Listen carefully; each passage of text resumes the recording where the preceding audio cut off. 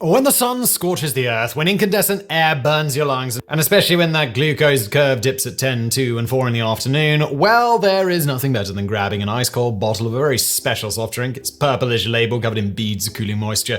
We are, of course, talking about the first major soft drink to be invented in America, Dr. Pepper, beating Coca-Cola by 1 year and Pepsi by 8, all the way back in 1885. Non-Americans may have only a very vague idea of what Dr. Pepper is, considering that it is not as ubiquitous as Coke or Pepsi. But our viewers in the US are surely very familiar with its distinctive packaging and taste. Our friends in Texas, in particular, share a special bond with Dr. Pepper, as they can revel in pride knowing that the drink was invented in their very own Waco. Or can they? The fact is that the origin story of Dr. Pepper is steeped in lore and legends, marked by contradicting versions and no conclusively confirmed facts, and may not have been invented in Texas at all. What follows is going to be our attempt at sorting out that mess, while also in the process, for reasons that will soon make sense, diving into the fascinating reason why 18 is considered the age that we become adults, whether two people really are the only individuals who know the full recipe for Coca-Cola, and much, much more. So let's dive in, shall we? We've got plenty to get to.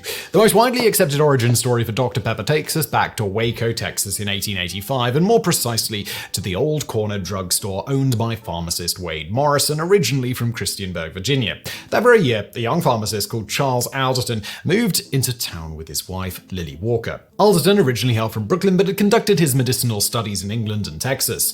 Charles and Lily married in October of 1884 in Galveston, Texas, where he ran a small flavor extracts business called Alderton & Co. In early 1885, a fire destroyed the business premises, which may have led to the Aldertons' decision to move to Waco. Charles soon found employment under Wade Morrison, and perhaps due to his experience with flavor extracts, he found a keen interest in the shop's soda fountain. On this, like many drugstores of the era, Morrison's establishment had a soda fountain, very popular with his clientele. For the non-initiated, this was essentially a bar where patrons could mix carbonated water with various, often fruity syrups of their choice, with generally, it's alleged that the concoctions had health benefits because, well, sure, why not? The story goes that Charles Alderton was enamored by the smell of different syrups, how they mixed in with the air and then wafted through the store. Eventually, he decided to recreate that unique scent and convert it into a new flavored fizzy drink. Alderton experimented with several different combinations of syrups, juices, herbs, and other ingredients, keeping meticulous notes in his journal. He finally hit upon the right mix, the very essence of that captivating soda fountain smell, and then concentrated it into carbonated pop. The young pharmacist offered the new drink to his boss, Wade Morrison. Apparently, he liked it so much that he asked Alderton if he could serve it to their customers. According to the US Patent Office, the drink later known as Dr. Pepper was first served on December 1st, 1885. Patrons were delighted with the new concoction, queuing up at the soda fountain and asking Alderton to shoot them a Waco, which was the original name of the drink. It clearly needed a new, more appealing brand, and ultimately Dr. Pepper was settled upon, which was initially stylized with a period, but that was dropped in the 1950s. And here lies the first mystery. How did Wade Morrison come up with this name? Not even the curators at the Dr. Pepper Museum in Waco know for sure, admitting that they have collected over a dozen different stories on how the drink came to be known as Dr. Pepper. If we want to stick to the most widely circulated hypothesis, the name Dr. Pepper, the drink, was inspired by an actual Dr. Pepper, Dr. Charles T. Pepper to be precise. Charles became Dr. Charles after earning a medical degree from the University of Virginia in 1855. When the Civil War broke out, he served as an army surgeon with the Confederacy. After the war, the doctor settled in the town of Rural Retreat, Virginia, where he opened a drugstore. Exactly how his name was transferred to the soda, however, is disputed and adds a further layer to the general, this is probably made up after the fact sense of things. According to one version, Charles Pepper had once employed Charles Alderton. Years later, the young pharmacist had honored his early benefactor by naming the new drink after him. A more widespread account places Wade Morrison instead in Rural Retreat working for Pepper. In 1885, it was him who wanted to acknowledge his old alleged employer as a way of thanking him. But there are yet more variants of the Morrison-Pepper hypothesis. A fan-favorite version claims that Wade Morrison had fallen in love with Dr. Pepper's daughter. The pharmacist had asked his employer for permission to marry her, but the doctor had refused. An embittered Morrison had then upped sticks and moved to Waco, where he had started his own drugstore. When the occasion came, he decided to call the drink Dr. Pepper in the hopes of winning the approval of his potential father-in-law. Actually, Scratch that. Yet another version claims that Morrison had no intention to regain favor with his old employer. In fact, he had named his horse Pepper in jest, and the drink may have been named after the horse rather than the man. Or maybe forget about the horse. The name may have been picked by Alderton after all. After hearing Morrison recount his misadventures with Charles Pepper back in Virginia, the pharmacist chose the brand Dr. Pepper as a joke to tease his employer.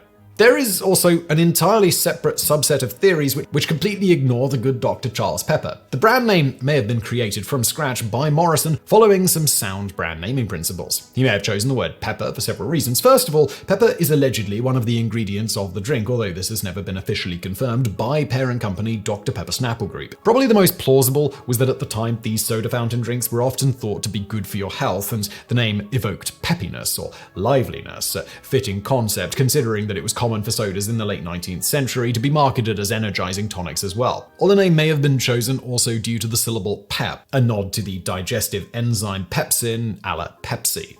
Another feature commonly attributed to sodas was that they help digestion. Finally, the insertion of the title Doctor was a common practice that brands did in the era, as it was intended to reassure customers as to their medicinal properties. Now, all the accounts related so far are based on the solid foundation that the Dr. Pepper drink was invented by a Brooklyn-born pharmacist in Waco. Dr. Charles T. Pepper may have only played a tangential role as far as the name was concerned.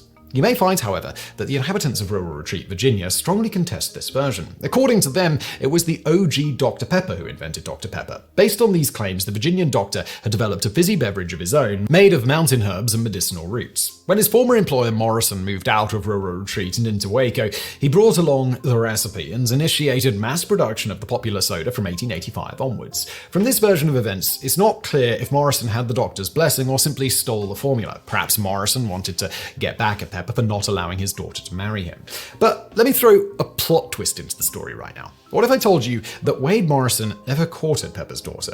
Back in 1992, Associated Press debunked the myth of Morrison pining for Miss Pepper, yet this strangely still survives, mainly thanks to corporate communications from Dr. Pepper Snapple Group. Associated Press reported that according to a census carried out in 1880, Dr. Pepper's daughter was born in 1874. Therefore, by the time Morrison and Alderton were experimenting with sodas in Waco, she would have been only 11 years old. Unless you're currently about to comment, well, different times, where an 11-year-old could be courted by an adult, or even older teen male in a socially acceptable way, we're going to go ahead and thoroughly debunk that in the bonus facts later in the video, so stay tuned. For those who don't care to watch that far, well, we'll just say for now that it has never in recorded history been terribly socially acceptable for an adult male to court a young teen girl, nor has it ever been common for a young teen girl, or even to an extent an older teen girl, to get married. And it was actually the baby boomer generation who saw one of the lowest marriage age averages in recorded history, oddly enough. And if you don't believe us, just watch to the end, and we're definitely not doing that for YouTube algorithmic reasons. But for now,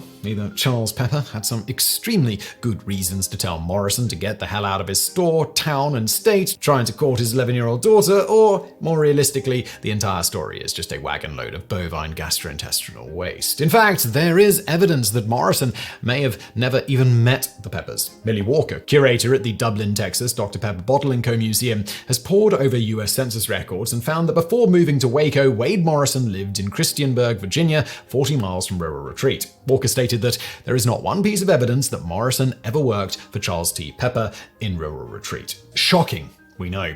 In fact, probably shouldn't be if you've ever read some of these origin tales surrounding Dr. Pepper, which just scream once again, made up after the fact and nobody seemingly able to point to any real hard evidence to support much of it. On this note, the whole narrative behind the genesis of Dr. Pepper was hit by another curveball in 2008, following a chance discovery at an antiques shop in Shamrock, Texas. Bill Waters, a manuscript collector from Oklahoma, bought a wooden crate once used to store medicine bottles. While rifling through its contents, Waters found an old sales ledger bearing the letterhead W.B. Morrison & Co.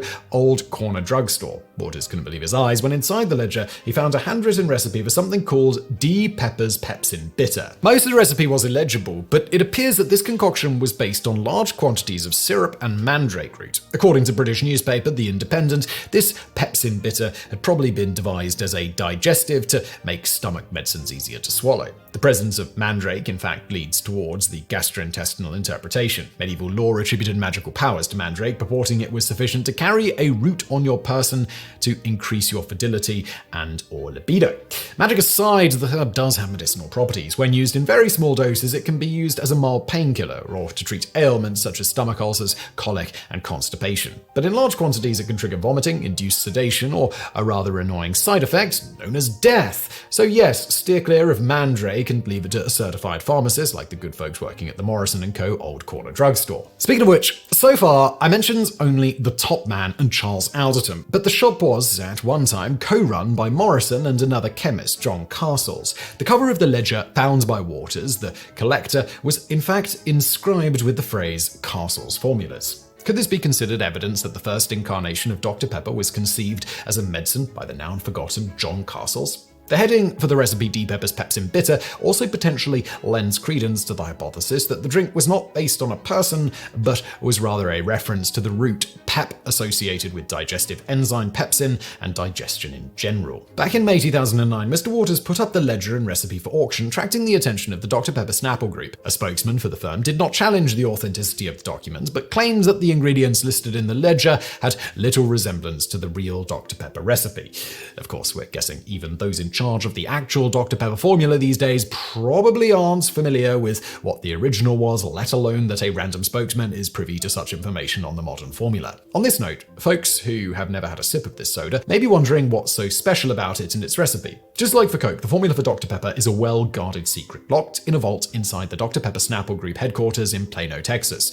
Or it is allegedly. Again, as we've covered before in great detail, the whole idea of locking the formula in a vault with Coca-Cola has always been more of a marketing stunt than anything else, similar to the idea that only two people know the recipe for Coca-Cola and they're never allowed to be on a plane together, which, by the way, is a notion literally started by Coca-Cola in an advertisement. And we're just gonna guess Dr. Pepper is doing the exact same thing here. In truth, the exact number of people privy to the knowledge of how to make Coca-Cola isn't public knowledge. However, it's definitely more than two, as the sheer volume of the syrup being produced every day with slightly differing ingredients in different parts of the world necessitates that quite a few people need to know, and the least large portions of the ingredients and appropriate proportions of each in order to keep supplies flowing. This sort of volume just wouldn't scale well to only two people knowing how to make the product, especially if the extension of this myth were true, that each person only knows one half of the ingredients. Besides not scaling well, this would also be a recipe for disaster if anything happened to one of them and it wasn't written down anywhere else. This is partially why in one ad campaign, Coca-Cola claimed the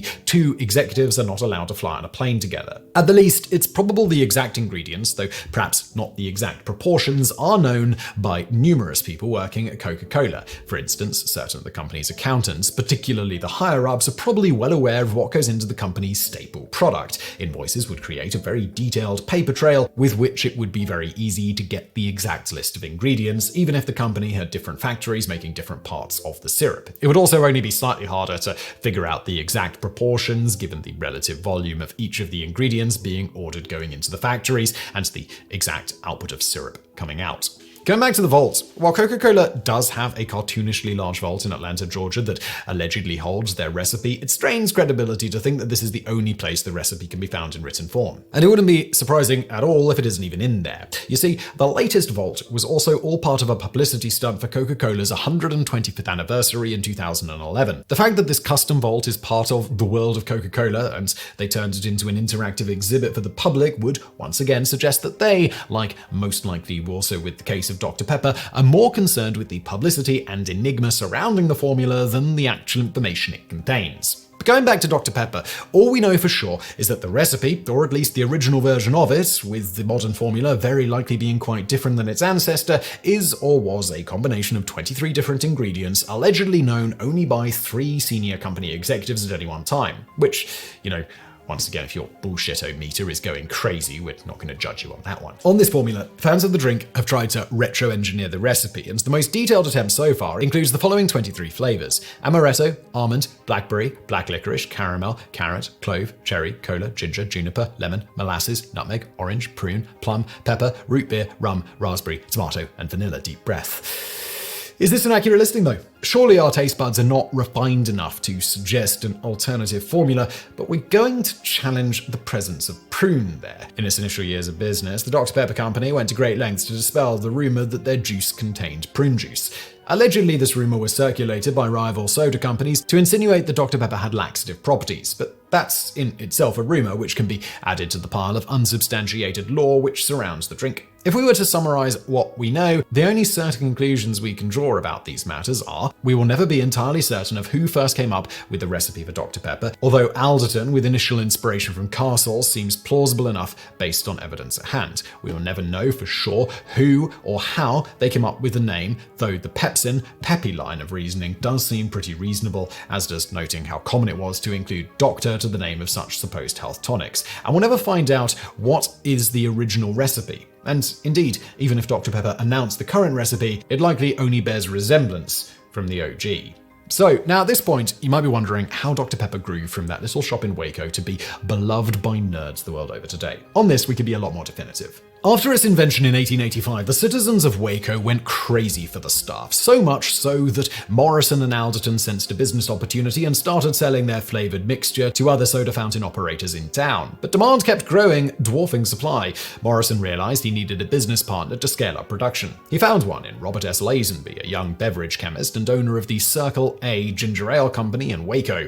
Lazenby loved Dr. Pepper and was happy to give it a shot. Charles Alderton, on the other hand, had lost interest in the sector of fizzy drinks and was happy to sell the rights to use his recipe to his business associates. Alderton lived in Waco most of his life, focusing on pharmaceutical work and his commitments with the local Masonic Lodge, of which he later became master in June of 1911. After remarrying in 1919, Alderton joined the Waco Drug Company, overseeing the company's research lab. He would later be recognized as one of the leading chemists in the south of the US. But let's return to Morrison and Lazenby. The two co-founded the Artisan Manufacturing and Bottling Company in 1891, with the intention of scaling up the production of the successful drink. In September 1898, the Southwestern Soda Fountain Company, based in Dallas, bought the rights to manufacture and sell Dr. Pepper syrups. In other words, the folks at Southwestern would own the production of the concentrated syrup, while Morrison and Lazenby's Artisan would take care of mixing the syrup with carbonated water, bottling the end product and distributing it. In September 1902, the Southwestern changed its name to Dr. Pepper Company, a logical move, but the Artisan Bottling Company still called the shots when it came to distribution. It was Lazenby's idea, in fact, to introduce Dr. Pepper to its largest audience yet. This happened at the Louisiana Purchase Exposition, also known as the St. Louis World Fair, from April to December 1904. At the exposition, ecstatic crowds are apparently first exposed en masse to hamburger buns, hot dogs, and ice cream cones, although as we've covered before, there is much more to those stories than the popular narrative today claims. But those are stories for another day. But for this one, the audiences did enjoy Dr. Pepper there, and it was an instant hit. In 1920, the Artisan Manufacturing and Bottling Works was absorbed into the Circle A, Lazenby's original corporation. The new entity became the only authorized bottler of Dr. Pepper concentrate, but they had little cause to celebrate. Rises in prices of commodities and in bottling taxes caused the company to file for bankruptcy in June of 1923.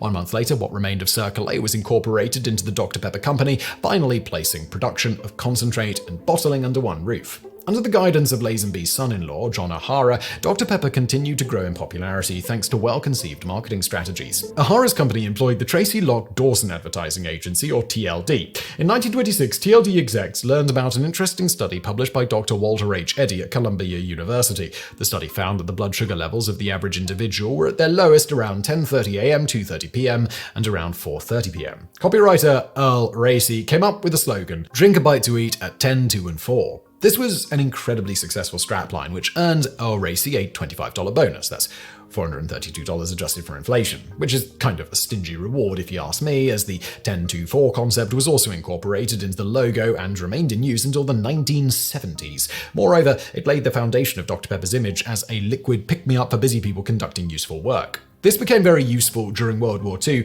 when the US rationed sugar, a much-needed ingredient for the explosive industry. The Dr. Pepper Company responded by issuing a booklet called The Liquid Bite, explaining how their soda could act as an energy booster for soldiers and workers workers. Although, while sugar can indeed provide energy for physical activity similar to any other carb, we would just like to point out here that it is a myth that sugar makes anyone, including kids, hyper or anything of the sort. That is absolutely not a thing. In any event, in the post-war era, the drink maintained its identity as an energizing tonic and was advertised with the slogan, "The Friendly Pepper-Upper." In the 1960s and 1970s, it became clear to the Dr. Pepper Company, later Dr. Pepper Snapple Group, that they could not compete against the giants of the soft drink business such as Coca-Cola and Pepsi. In another stroke of advertising savviness, the new brand identity switched from sugary energy to originality and uniqueness. First, Dr. Pepper embraced the slogan, "The most misunderstood soft drink," followed by "The most original soft drink even in the whole wide world."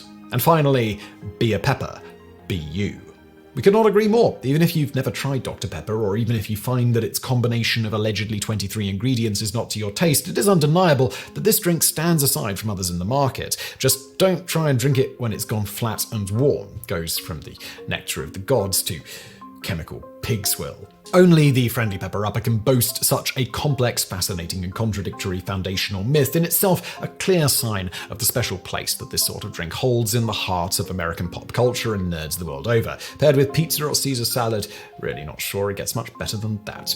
Bonus fact. Going back to the whole teen girl marriage thing as alluded to previously, this has never, in recorded history, been the norm outside of with the royals occasionally, which is likely where this myth comes from. As for the rest of the human populace, while certainly there was a little more wriggle room than in modern times, in many places, setting the line at 18 plus, as in very modern times, was more or less the norm. For example, a study performed by the National Bureau of Economic Research, NBER, on marriage in North America and Western Europe found that young women from the 17th through 19th centuries were not all that young when they got married. Case in point, in Massachusetts, records dating from 1652 to 1800 demonstrate that the mean age of first marriage for ladies was between 19.5 and 22.5 years, and records for other colonies reflect similar ages. In fact, the average age of first marriage for all of the colonies studied was 19.8 before 1700, 21.2 during the 18th century, and a whopping 22.7 during the late 18th century. This is consistent with data gathered in England, France, and Germany that puts the average mean age of first marriage for women at 25.1 from 1750 to 1799 and 25.7 from 1800 to 1849. Maintaining the trend, by the end of the 19th century, the median age when women were first getting married was between 22 and 24 years old, and this tendency continued into the 1940s. In fact, the lowest median age of first marriage since the 1700s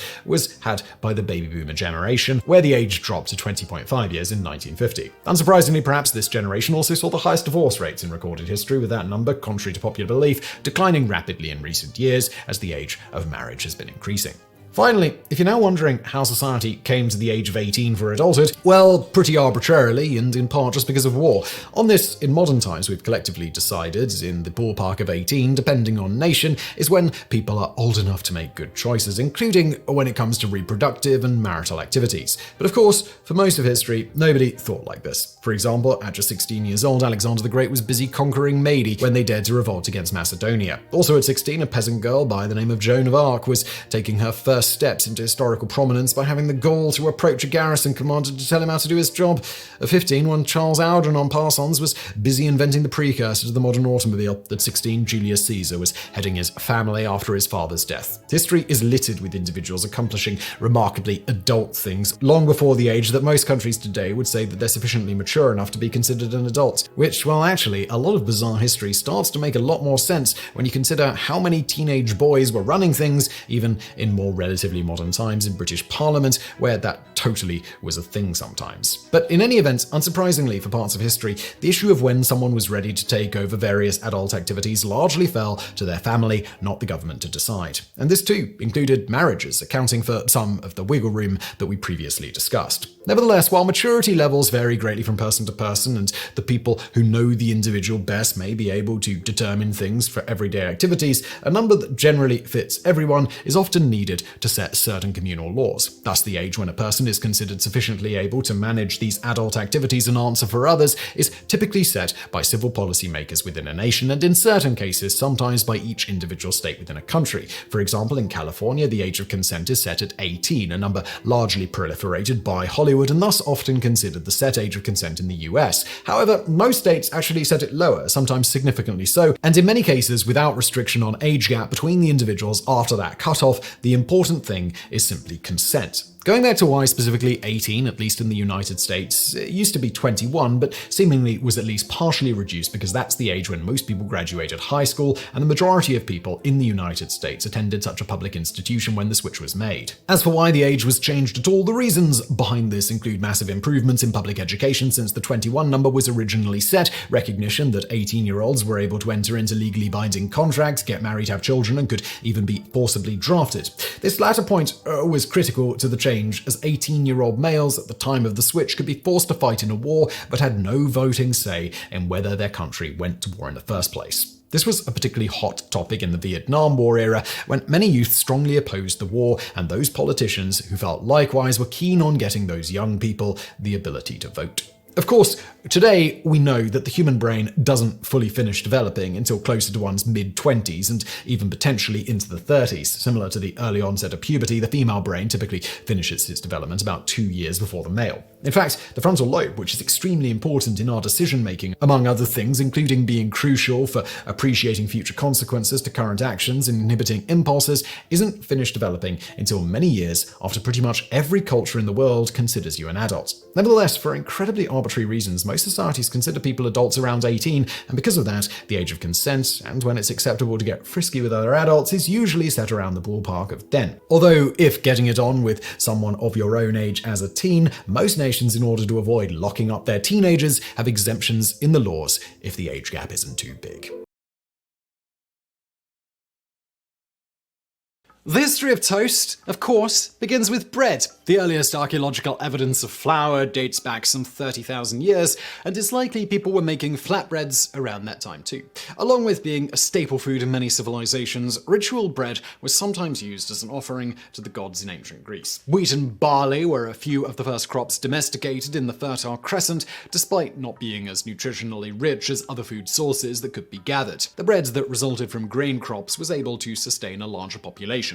It's thought that the ability to make bread was a factor in ancient peoples being able to end their nomadic lifestyle and settle in one place. Bread, as we know it today, was likely invented in ancient Egypt. The Egyptians learned that if they left dough sitting out for a while, it would rise. When baked, the bread would retain its risen shape. This was, of course, due to yeast spores in the air finding their way to the dough. The closed oven was invented in Egypt for the baking of leavened bread by 3000 BC. And the workers who built the famous pyramids were often paid partially with bread. At this point in history, leavened bread was a lighter bread that was considered much nicer than flatbreads. There was just one problem. Left out in the desert heat for long periods of time, it would go hard and become difficult to eat. The solution?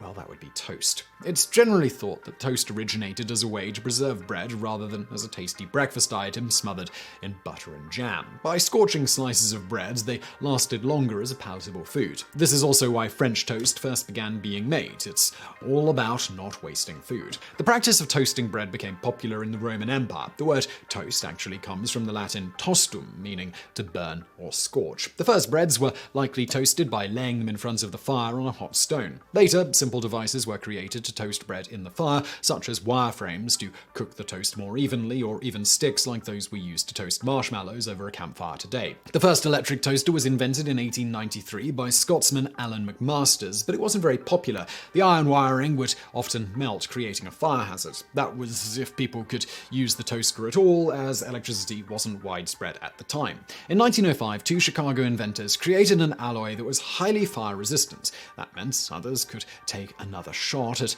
a safer and more effective electric toaster. Several different electric toasters were invented around the same time. These toasters could only toast one side of the bread at once, and then the bread had to be flipped over. Further developments included the automatic toast turner, created in 1913, the semi-automatic toaster, which turned off the heating element when the bread was cooked. The modern timed pop-up toaster was created in 1919. By this time, an invention was in the works that would make grabbing some toast in the morning even easier: pre-sliced bread. The world's first commercially used automatic bread slicer was invented by Otto Frederick Rodweder in Davenport, Iowa. He built a prototype of his bread slicer in 1912. Unfortunately, his blueprints and machine were destroyed in a fire in 1917. From there, he struggled to obtain funding to begin again on his machine, as the idea of pre-sliced bread was not popular among bakers. Yes, even the invention of pre-sliced bread, which shortly would give us the phrase "the greatest thing since sliced bread," was a hard sell at first, because bakers were worried that the bread would go stale before it could be sold. They also felt the reduction in shelf life of bread would not be popular among customers,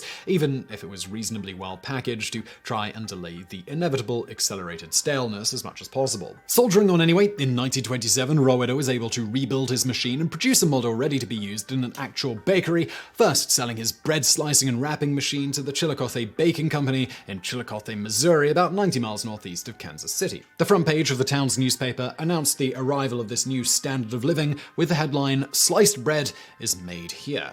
A back-page ad on July 6, 1928 claimed it was the greatest forward step in the baking industry since bread was wrapped. So for those wondering what the best thing was before sliced bread, from this ad apparently, wrapped bread was the answer. Going back to the staleness problem, in order to get around that issue, Roeder initially tried to hold the pieces of bread together after slicing it with pins. The pins would then be removed when you wanted a slice. This didn't really work out for a variety of reasons, and he ultimately simply modified his machine to wrap the sliced loaves in wax paper directly after slicing. Pre-sliced bread helped to further popularize toast and the toaster because it was easy to grab a few uniformly cut slices, pop them in the toaster, and have breakfast a few minutes later. And the rest, as they say, is tasty. Tasty history. And now for a bonus fact. In 1943, Claude R. Wickard, the head of the War Foods Administration as well as the Secretary of Agriculture, got the bright idea to ban pre-sliced bread in America, which he did on January 18th, 1943.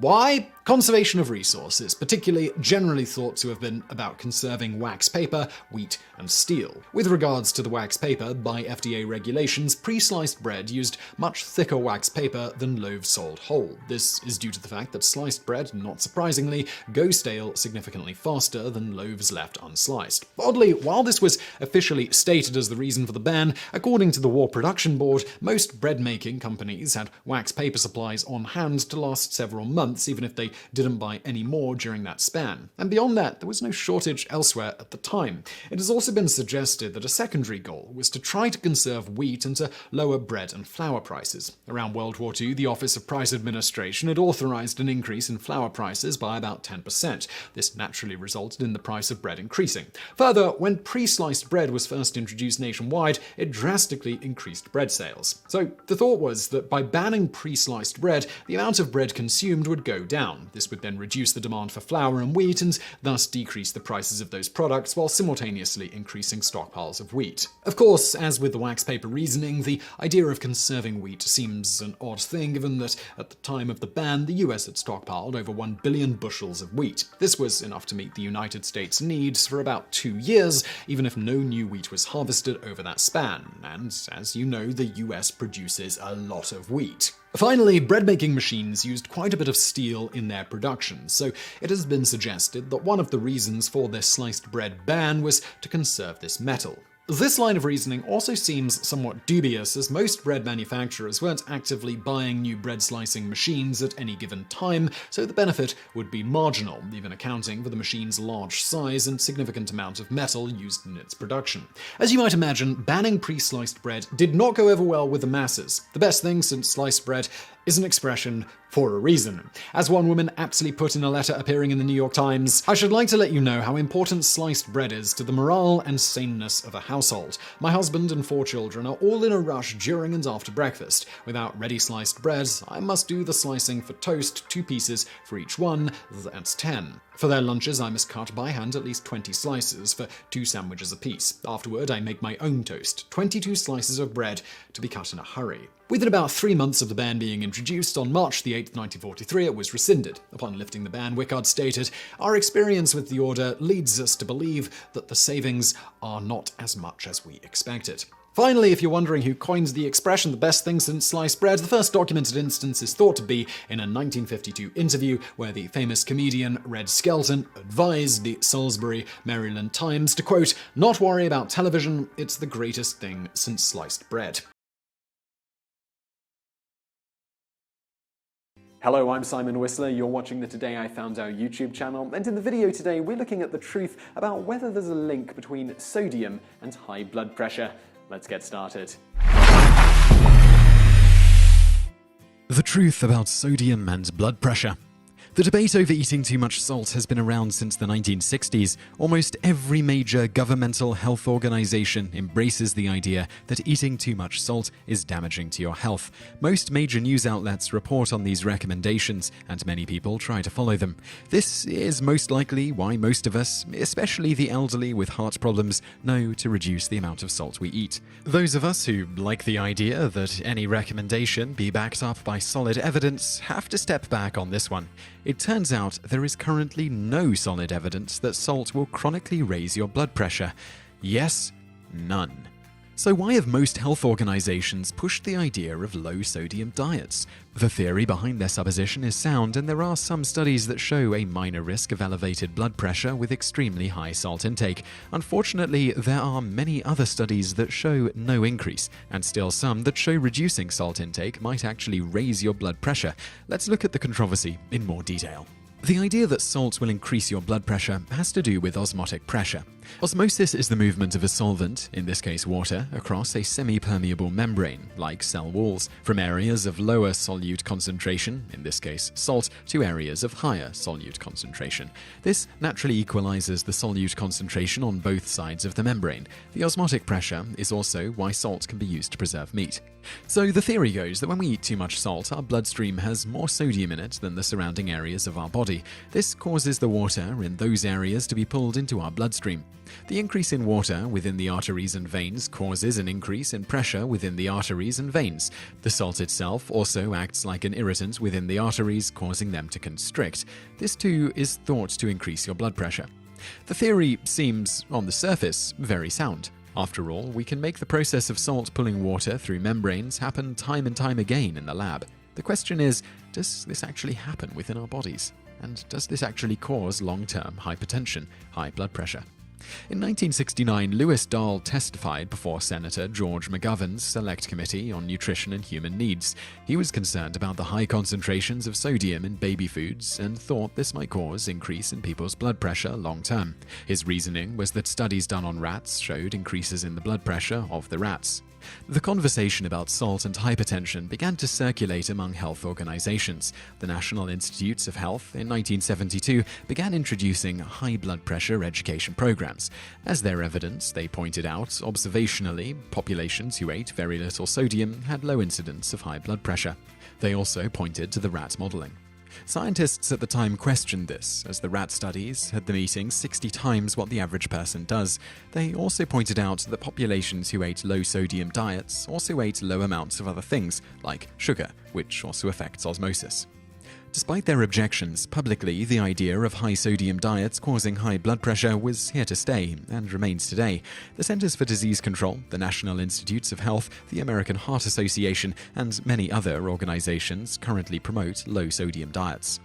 Despite the seemingly unified front presented by these distinguished organizations, the controversy among scientists is extremely heated.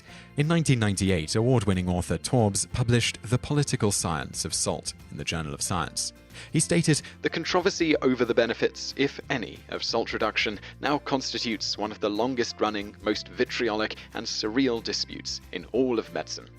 One Surgeon General in a report wrote the speed with which the US federal agencies embraced sodium reduction stood in stark contrast to how long it had taken for recommendations to emerge on the importance of reducing blood cholesterol levels. He also noted that the difference was even more remarkable considering the absence of published research that actually tested the theory. On the flip side, Sir Michael Rawlings, the chair of the National Institute for Health and Clinical Excellence, who promotes salt reduction in diets, argued that guidance in policymaking is based on the best available evidence. The evidence may not, however, be very good and is rarely complete. Not a very strong argument for reducing salt intake. Let's look at a few relatively recent studies.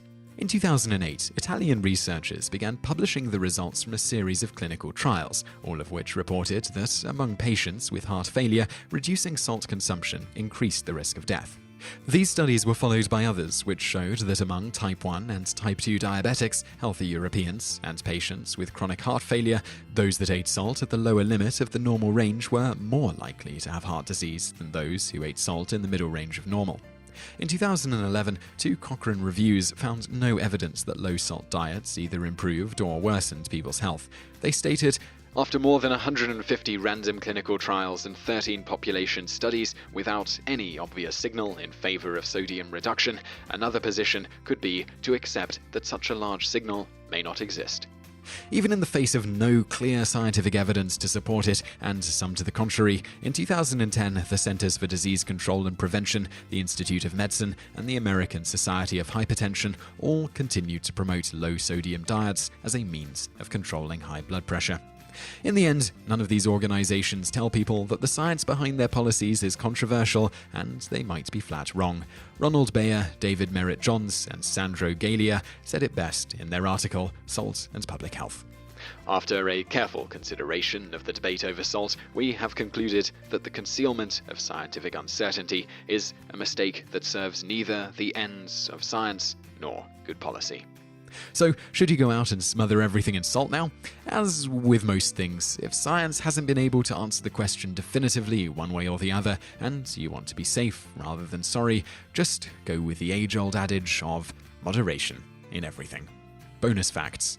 High blood pressure is neither a disease nor an illness in and of itself. It's merely a risk factor for other problems.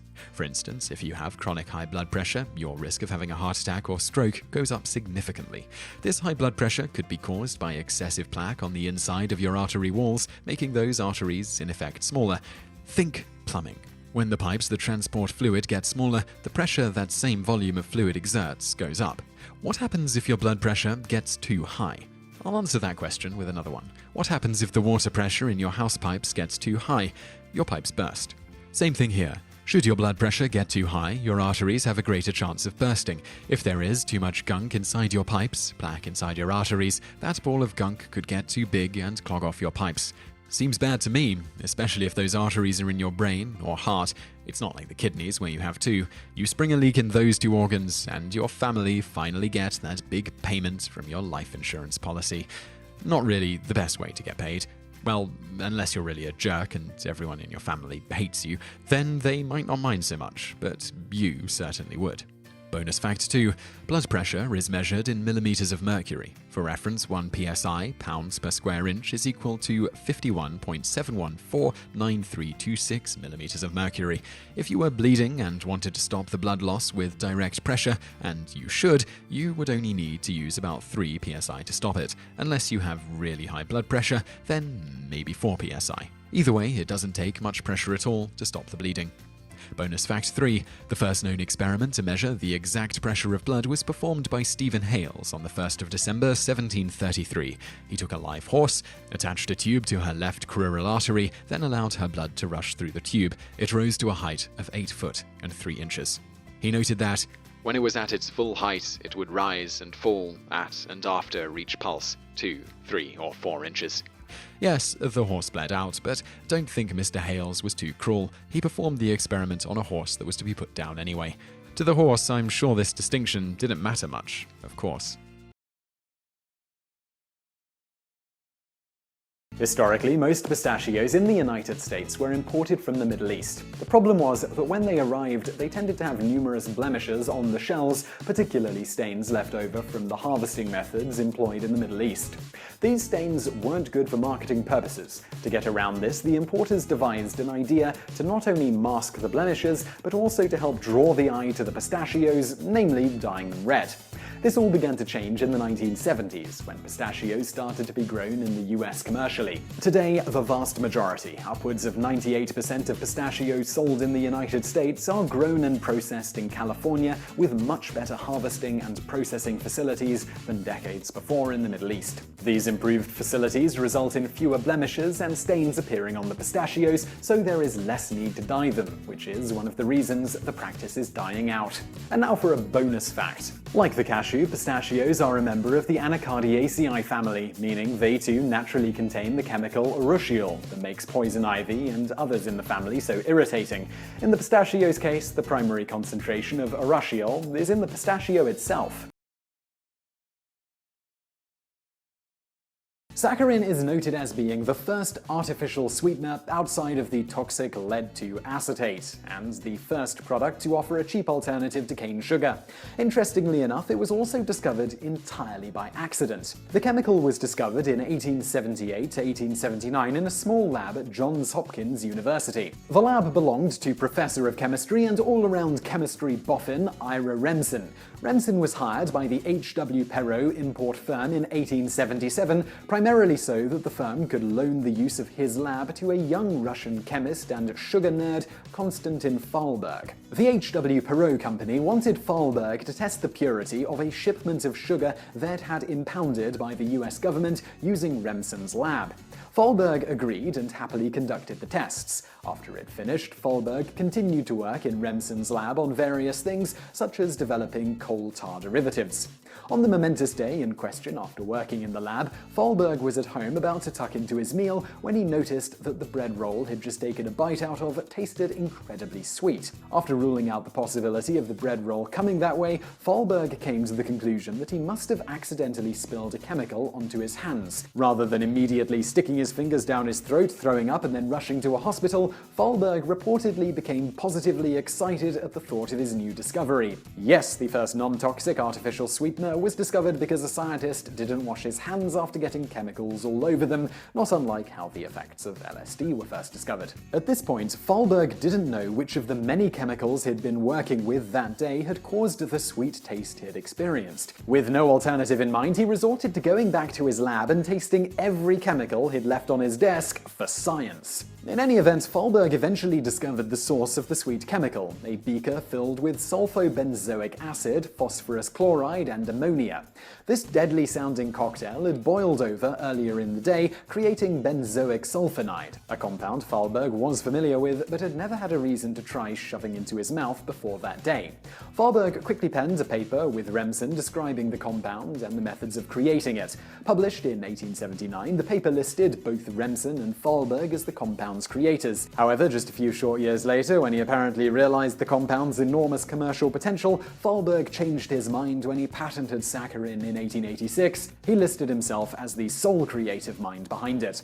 Fahlberg had also applied for an earlier patent on a method of creating saccharin cheaply and efficiently in 1884. There is no agreed-upon consensus on who exactly came up with what in regards to saccharin. Some sources say Remsen wanted to be listed as a co-discoverer purely because saccharin was discovered in his lab. This is supported by the fact that it's noted that by the time Fahlberg came onto the scene, Remsen was the president of Johns Hopkins University and was thus absent from the lab most of the time. Others claim Remsen was instrumental in the discovery, supported by the fact that earlier in his life he had published many papers on sulfobenzoic acids.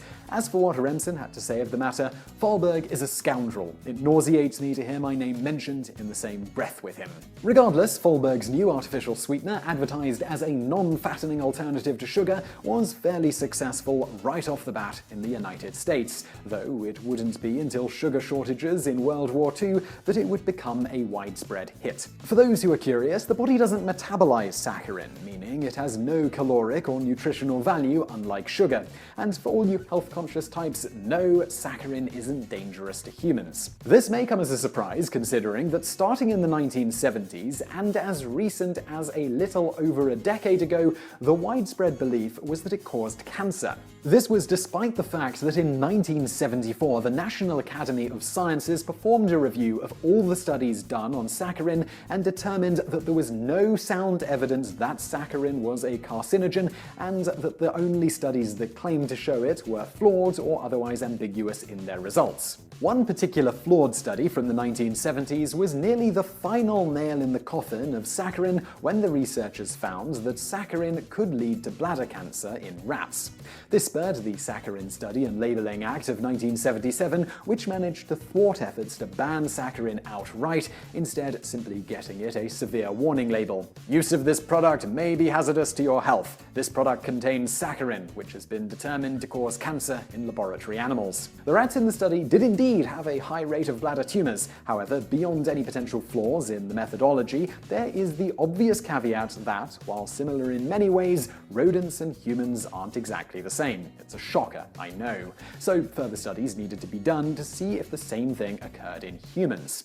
What was happening with the rats is that the specific attributes in their urine, high pH, high proteins, and high calcium phosphate, was, combined with the undigested saccharin, causing microcrystals to form in their bladders. This caused damage to their bladder lining, which over time caused tumors to form on their bladders as they were continually having to be repaired. Once the exact cause of the tumors was determined, exhaustive tests were done to see if the same thing was happening in primates. In the end, the results came up completely negative, with no microcrystals forming. Thanks to this, in 2000, saccharin was removed from the US National Toxicology Program's list of substances that might cause cancer. The next year, both the state of California and the United States Food and Drug Administration removed it from their list of cancer-causing substances.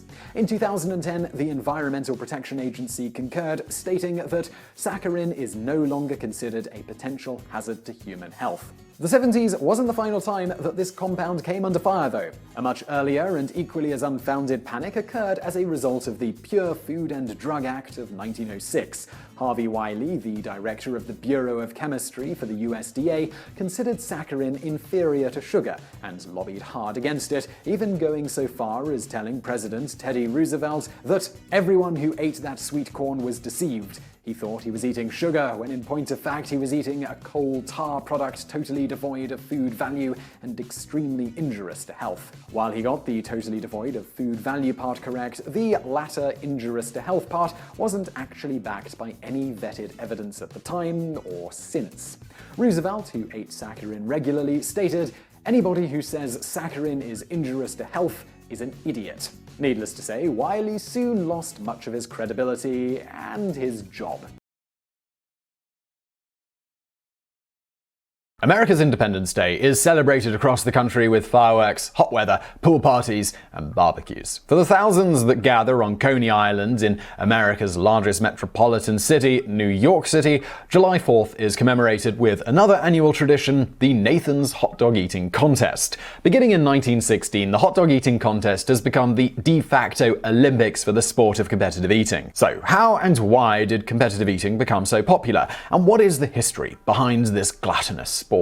Well, the beginnings of competitive eating can be traced back to Thor and Loki. While the pair are part of the Marvel universe, they are, of course, actually Nordic gods and not brothers. Many tales were told of these two's travels, but the story that applies here is the one where they paid a visit to the court of the giant king Utgard Loki, meaning Loki of the Outyards and a different Loki than Thor's pal. As told in the Prose Edda, a compilation of myths from 13th century Iceland, Thor, Loki, and their other travel companion Thialfi arrive at the humongous palace of the giant king Utgard Loki, ironically after another run-in with a giant by the name of Skirrimir. Utgard then challenges each visitor to a competition. Thialfi picks athletics, but loses a foot race to Hugi, which actually means thought in Old Norse, and thought is always faster than physical speed, of course. Thor is challenged to 3 events, failing at each one. One of the events was attempting to drink the contents of a horn anchored into the sea, rendering the task impossible. Loki declares his own competition by making the proclamation that he could eat faster than anyone. Utgard takes up the challenge and sets himself against Loki. Standing at opposite sides of the table with a wooden plate full of meat in the middle, they take off chowing. Utgard takes him up on the challenge and sets him against Loki. Sitting at opposite sides of the table with a wooden plate full of meat in the middle, they take off eating. Upon meeting in the middle, Loki has eaten all of his meat, but Loki has not only eaten all of the meat, but the bones and the wooden plate as well.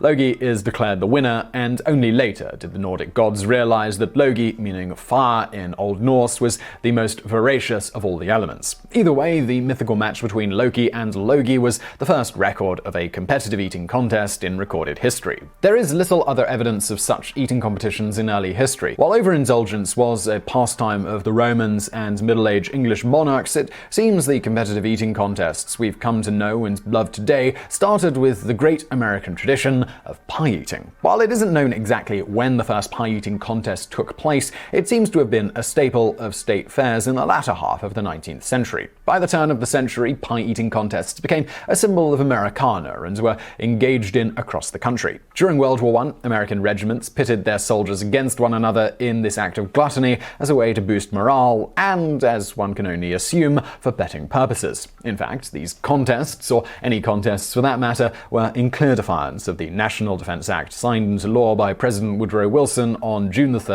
1916. It reads, "Enlisted men, army bands, and members thereof are forbidden from engaging in any competitive civilian employment." From pies, competitive eating grew to incorporate all sorts of food and participants, including a 1919 spaghetti eating contest between a New York Yankee, Ping Bodie, and an ostrich named Percy. The contest took place on April 3, 1919. In it, given Bodie was the challenger, he was allowed to pick his choice of food. His choice? Spaghetti. Percy raised no objection, though members of the Chamber of Commerce who had wagered heavily on Percy did not like this pick. After the first 3 bowls, man and ostrich were neck and neck. It was said that Percy gobbled his 3rd bowl of spaghetti with such gusto that he apparently swallowed the manager's pocket watch and chain while the manager was timing him. By the 4th bowl, Percy's sides had begun to swell visibly. At the 6th bowl, several female spectators headed for the exit, not wanting to see what would happen to the poor bird. By the 8th bowl, it was becoming clear that Bodie was going to win the battle. But still, the bird kept on going. During the 10th bowl of spaghetti, a spectator supposedly yelled, "Do you want your bird killed?" Finally, as Percy ate his 11th bowl of pasta, he stopped eating, staggered off, and collapsed. Bodie finished his bowl, emerging the victor, supposedly stating, "When the timekeeper counted to 10, the ostrich keeled over, never to rise again." The ostrich supposedly died.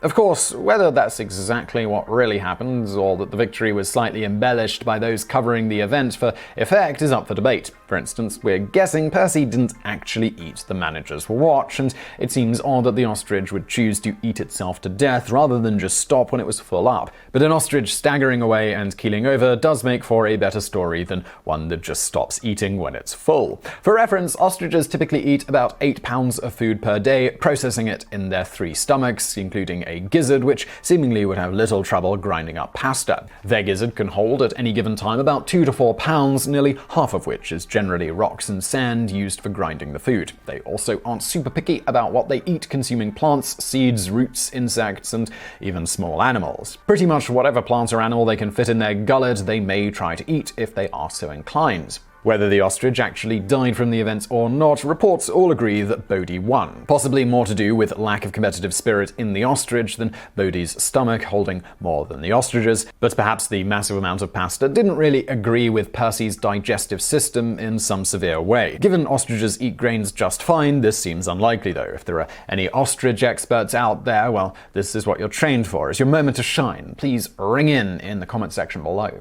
So moving back to general competitive eating contests, it's hot dogs that have triggered the modern-day competitive eating craze. There have been several individuals who claim to be the first to put a hot sausage in a bun. However, bread and sausages have been around for thousands of years, so one would think that no modern claimant was really the first. Nevertheless, one of the claimants was German immigrant and Coney Island resident Charles Feltman. By the late 1860s, Coney Island had already become a popular tourist destination, albeit with a bit of a rougher crowd with all of its bathhouses and saloons. Feltman began his salesman career in 1867 by selling pies out of a wagon. According to the legend, that same year, looking to diversify his wares, he put one of his beloved German frankfurters on a roll to prevent him needing to give customers plates and silverware. The general theme among the claimants to this bun idea was pretty much the same, and most were also German immigrants like Feltman. It's said that he sold nearly 4,000 of his frankfurters that summer. They wouldn't be called hot dogs until a couple of decades later, by the way. Whether he actually invented the idea or not, within 4 years, sausages in a bun would provide Feltman the funds to lease a plot of land on Coney Island that eventually led him to overseeing a small empire with 9 restaurants, 2 bars, a beer garden, a ballroom, a hotel, an outdoor movie theater, a carousel, and a roller coaster. In 1916, one of Feltman's employees was challenged by 2 of his co-workers to start his own business, so Nathan Handwerker did just that. He opened his own hot dog stand on the corner of Surf and Stillwell Avenue. Spiced with his wife Ida's special garlic recipe, these dogs sold for a nickel, about $1.05 today. Feldman's dogs were being sold for a dime. Not only that, Nathan had a flair for promotion. For instance, he invited interns from Coney Island Hospital dressed in their white scrubs to draw attention, or, as some have speculated, just homeless men that he paid to dress in white in exchange for free hot dogs. That wasn't the only way Nathan promoted his hot dogs. That same summer of 1916, on July the 4th, Nathan decided to hold a contest in the same vein of these sideshows that dotted the island. 4 tough immigrant men competed in the very first Nathan's hot dog eating contest at noon on Independence Day. They were given 12 minutes to eat as many hot dogs and buns as they could. To this day, the format has remained exactly the same.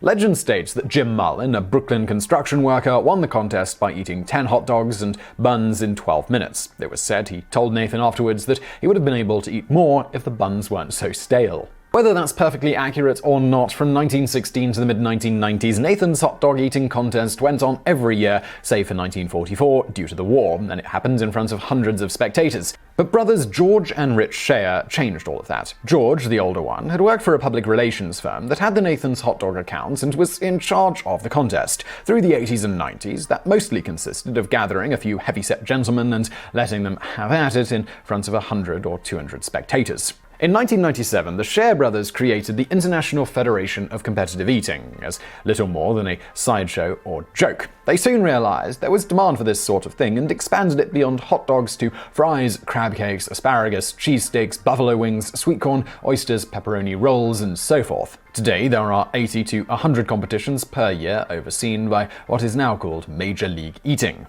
And these contests, well, they are not a joke anymore. The Nathan's hot dog eating contest hit a critical mass in 2001 thanks to the record-breaking antics of Takeru Kobayashi. Upon arriving on the scene in 2001 from Japan, the only other place in the world that competitive eating is as big as it is in the United States, Kobayashi became the face, or more accurately, the mouth, of competitive eating. In his first competition, he doubled the record of 25 hot dogs by eating 50. He's gone on to break his own record a few times, not to mention set competitive eating records with foods ranging from hamburgers to Twinkies to cow brains. Due to Kobayashi's feats of gastro strength, not to mention several other competitors like Joey Chestnut and Sonia the Black Widow Thomas, the Nathan's hot dog eating contest has been broadcast on ESPN since 2004 and attracts many thousands of people every July 4th to Coney Island, the supposed birthplace of hot dogs in a bun and competitive eating competitions. And now for a bonus fact. As an example of the amazing feats of ingestion some of the top competitive eaters in the world can achieve, we have the case of the amazing Molly Schuler, a dainty 5'7", 125-pound woman. For starters, after a friend told her she could never finish a Stellanator, a burger with 6 each of patties, eggs and cheese, 12 pieces of bacon and a variety of toppings including peanut butter and jalapenos, served at Stella's Bar and Grill in Bellevue, Nebraska, Molly downed the monstrosity in 15 minutes in August of 2012, and a star was born. Her next food feat happened in September of 2012, when she became the first woman to even try and consume the 5-pound hamburger topped with 10 slices of cheese, lettuce, tomato, and onion, along with the 1-pound side of French fries that make up Sinful Burger Sports Grill's Goliath Burger. She was able to do it in 17 minutes and 3 seconds, a new record. However, she wasn't done yet. Just a couple of months later, in November, she did it again, this time competing against the previous record holder, Randy Santel. She beat Santel and shattered her old record, eating the Goliath in 6 minutes and 43 seconds, inspiring Sinful Burger to change the name of its challenge wall to Molly's.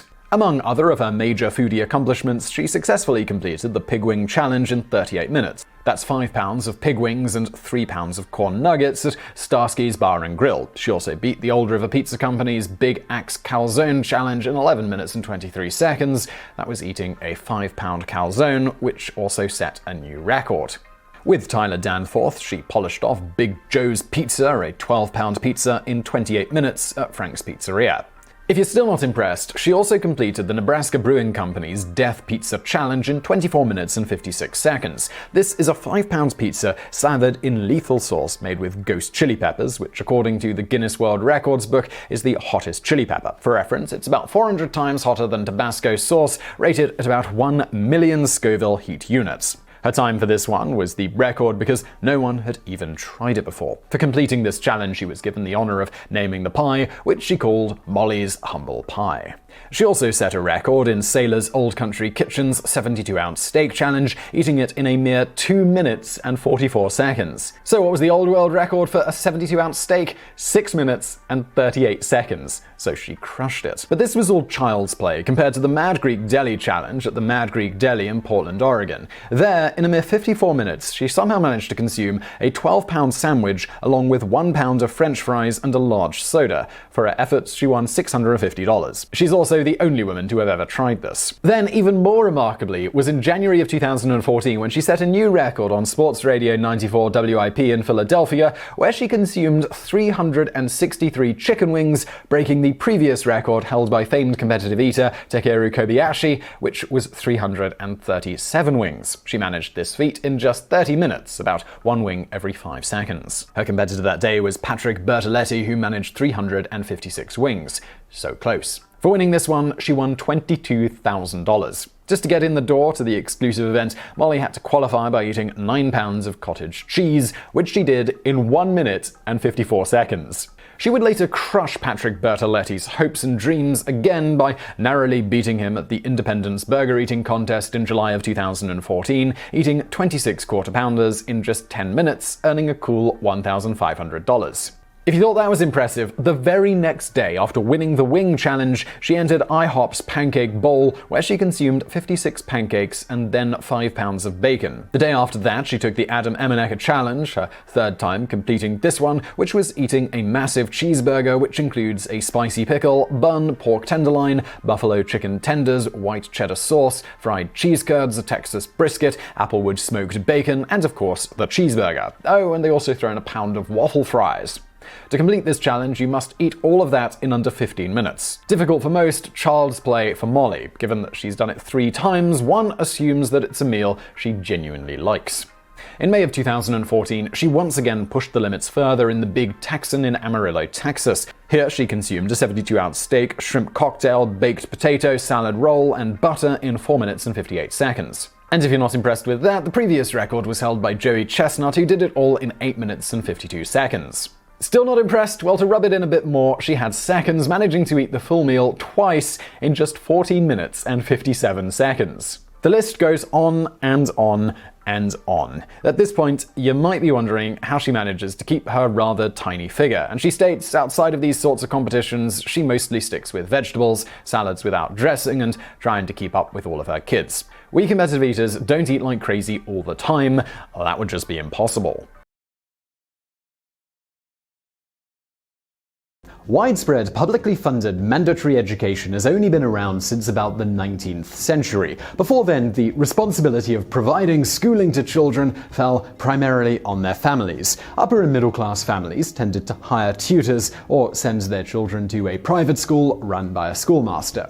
That didn't mean the children in lower class families missed out on learning how to read and write, though. They often learned this at home through apprenticeships or church-funded schools. In addition, some poor families scraped together enough money to pay for their children to receive an education. Some even worked out a barter arrangement with teachers where they were paid with surplus produce from the family's farm. For instance, poor students from farming families in Denmark and Sweden often brought baskets of potatoes or apples to school as payment, among other staples, the potato being used for food and the apple generally being used for making drinks at the time.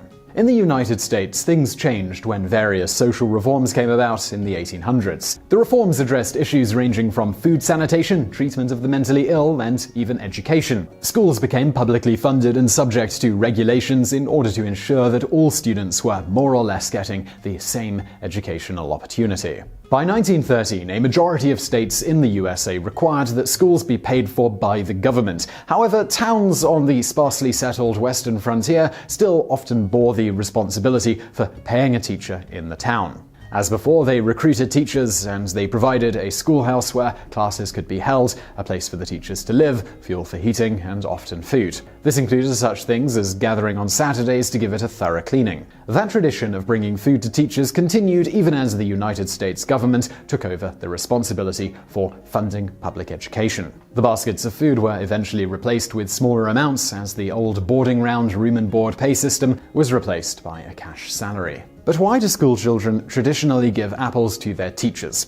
As mentioned, there are records of students from such places as Denmark and Sweden bringing both apples and potatoes to their teachers, among other things. So why don't students traditionally give potatoes to teachers? Well, there are two generally accepted answers. For the first hypothesis, teachers were often seen as a moral influence into the lives of children. Indeed, the boarding round system often ensured that teachers toed the line with the community's moral standards. Teach something outside of this, and suddenly you might see your food or heating fuel payment just disappear.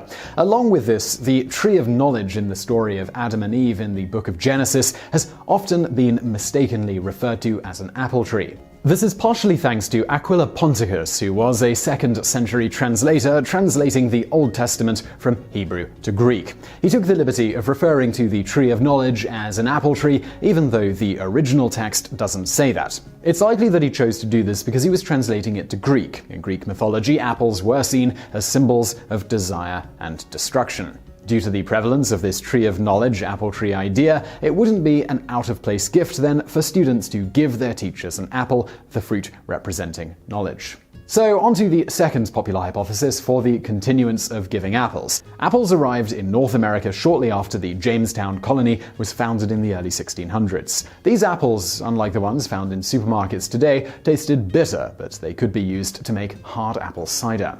Many people, whether rightly or wrongly, considered hard cider a safer beverage than water because widespread sanitation of drinking water did not yet exist. Apple trees also flourished in a variety of climates, contributing to the popularity of the fruit. The sweeping social reforms that allowed schools and education to become regulated also posed a major problem for apples. The temperance movement that spanned from the mid-19th century to the early 20th century sought to eliminate the drinking of alcohol in the United States. Apple growers scrambled to rebrand the fruit in order to remove themselves from the controversy. Careful cultivation caused the fruit to lose its bitter taste and to become sweeter and sweeter with each new generation of apples. Marketing campaigns also played a part in the apple's new image. Phrases like "an apple a day keeps the doctor away" were dusted off and used to brand the apple as a healthy snack. So the hypothesis here goes that students and their parents who wanted to get on a teacher's good side saw apples as a way to give the teacher a healthy, cheap snack, which was also quite versatile, able to be used for both drink as well as a sweet treat. Thus, the hypothesis goes that they chose to keep giving this food item rather than something like the potato because it was more versatile. And now for a bonus fact. The term apple polish was coined in the early 1900s and means that a student is trying to get favors from their teacher, essentially a brown-noser or a suck-up. Arachibootyrophobia is a proposed humorous name for the fear of peanut butter getting stuck to the top of your mouth, which was coined by Charles M. Schulz in a 1982 edition of his famed Peanuts comic strip. But why does peanut butter have such a tendency to get stuck to your palate when so many other foods don't? As it so happens, peanut butter contains a perfect storm of ingredients that are seemingly designed with the express intent of creating a peanut-flavored choking hazard. For starters, peanut butter, shockingly enough, contains a lot of peanut oil, which makes it incredibly difficult for your saliva to perform its normal task of helping in this first stage of processing food. Peanut butter also contains a lot of protein, about 25% by mass, give or take depending on the brand. Protein, it has a tendency to soak up moisture via osmotic pressure, thus absorbing much of the saliva in your mouth. The effect is made worse than with most foods due to the fact that peanut butter also has an incredibly low water content, only about 2%. For reference, jerky, which is the very definition of dried meat, tends to have a water content of about 23%. It's also worth noting that bread can similarly absorb some of the moisture from your mouth, which combined with the peanut butter can leave your mouth incredibly dry when eating a peanut butter sandwich. But wait, there is more here. In addition to the oil and the lack of moisture to wash down the peanut butter with, there's a process in the food industry known as supercritical fluid extraction, which uses CO2 to separate chemicals and compounds. SFE can be used for a multitude multitude of tasks in the food industry, like decaffeinating coffee and extracting essential oils and flavors from plants and foods. In regards to peanuts specifically, it can be used during the manufacturing process of peanut butter to help keep the oils and solids from separating without the need for other, more traditional stabilizers like unhealthy hydrogenated oils. And as noted in a paper in the Journal of Food Science, one side effect of SFE in peanut butter manufacturing is that it increases the relative adhesiveness of the peanut butter. Another thing that makes peanut butter so deliciously sticky is its texture or lack thereof. Smooth peanut butter is noted as being far more likely to stick to the roof of your mouth than the chunky kind because the smooth, thick, delicious, creamy surface can form a suction cup of sorts that can anchor the peanut butter to a person's palate. If you've ever got your foot stuck in mud, well, the same sort of thing is going on here. And now for some bonus facts. Joseph L. Rosenfeld in 1928 invented the churning process that gives peanut butter the smooth texture that we have today. He originally licensed this process to Pond Company, who made the meltingly good peanut pan peanut butter. In 1932, he started his own peanut butter company, which he named Skippy. And now for another bonus fact. In order to keep the bread from getting soggy from jelly overnight or throughout the day in a lunchbox, put peanut butter on both slices of bread and then put a skiff of jelly in between. The oil in the peanut butter will keep the moisture in the jelly away from the bread. Another pro tip is to toast the bread first and then put peanut butter immediately on both sides of bread. Put jelly in the middle, put the two slices together and let the warm bread heat up the peanut butter and the jelly. You're welcome.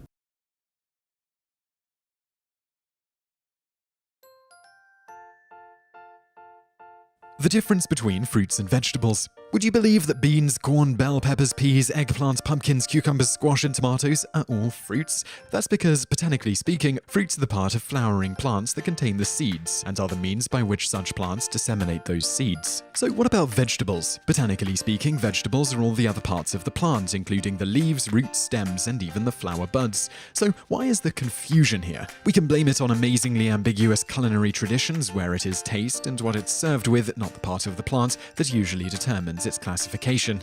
When it comes to cooking, fruits are generally sweet tasting and vegetables are more savory. Fruits are also often served as part of a dessert or as a snack, and vegetables as part of the main dish. In neither case, though, is it always true, adding to the ambiguity of the non-scientific classification. The difference between jelly and jam. The difference between jelly and jam is that jelly is made from just the juice of the fruit, while jam is made from crushed fruit. With jelly, after straining everything out of the juice, it is boiled, typically with sugar and pectin added, the latter of which reacts with the sugar and heat to give the jelly a thicker consistency for spreading. With jam, the solids, even sometimes the seeds if they are small enough, are left in, and generally no pectin is needed. The difference between green and black olives. The primary difference between green and black olives is simply the point at which they are harvested. Green olives are picked before they are ripe, while black olives are allowed to ripen on the tree. Other than that, both are often soaked in a solution containing lye, then fermented in brine, though due to the specific solutions used and time soaked, green olives generally contain about twice as much sodium and black contain more oil. The difference between kosher salt and table salt. In truth, not much. The primary ingredient to both, not surprisingly, is sodium chloride. Table salt often contains iodine and an anti-clumping agent like calcium silicate or sodium ferrocyanide. Kosher salt usually doesn't contain either of those things. However, the main difference between kosher salt and regular salt is just the grain size. Table salt is milled such that many of the salt crystals are in the form of tiny cubes. Kosher salt, on the other hand, is larger grained and less processed, allowing it to keep its more random crystalline structure. The size difference is directly responsible for how kosher salt got its name. Contrary to what is often said, kosher salt is not called kosher because the salt is certified as kosher. Rather, it is because this larger grained version of the salt was used in the process of koshering meat, specifically to remove surface blood. Smaller grained salts like table salt would have a tendency to absorb more into the meat itself. By using larger grained salt, it can be more thoroughly washed off later, removing the surface blood without making the meat overly salty. As such, buying kosher salt doesn't actually guarantee that it is certified kosher. If you're curious if the salt you have is certified kosher, just look on the container for a K or a U that is circled. If it's there, it's kosher, regardless of grain size or added ingredients. The difference between green, black, white, and red pepper. Grown throughout southern India and Sri Lanka, the vine Piper nigrum is responsible for green, white, and black pepper. Two types of peppers are produced prior to the fruit reaching its fully ripe stage: green peppercorns, harvested in the early stages of ripeness, and black, produced by harvesting the fruit just as it starts to turn red. It is then dried, at which point it turns black. If, however, the fruit is allowed to ripen completely, it will then turn fully red, after which the outer covering is removed, revealing a white center, which is left as a peppercorn or ground into white pepper. As for red pepper itself, there are several different plants that produce a product called this. For instance, Schinus mole is a fruit of a South and Central American tree. The berries of the Schinus mole are pink or red when ripe and are often sold as peppercorns. More popular than this are red pepper flakes, which are produced from drying and crushing the fruit of one of the many varieties of Capsicum annum. How preserving meat with salt works. While today, salting meat as a method of preservation is generally only commonly used in such things as salted pork and the like, salt has been used as the primary method of preserving meats and various other foods for as far back as history records.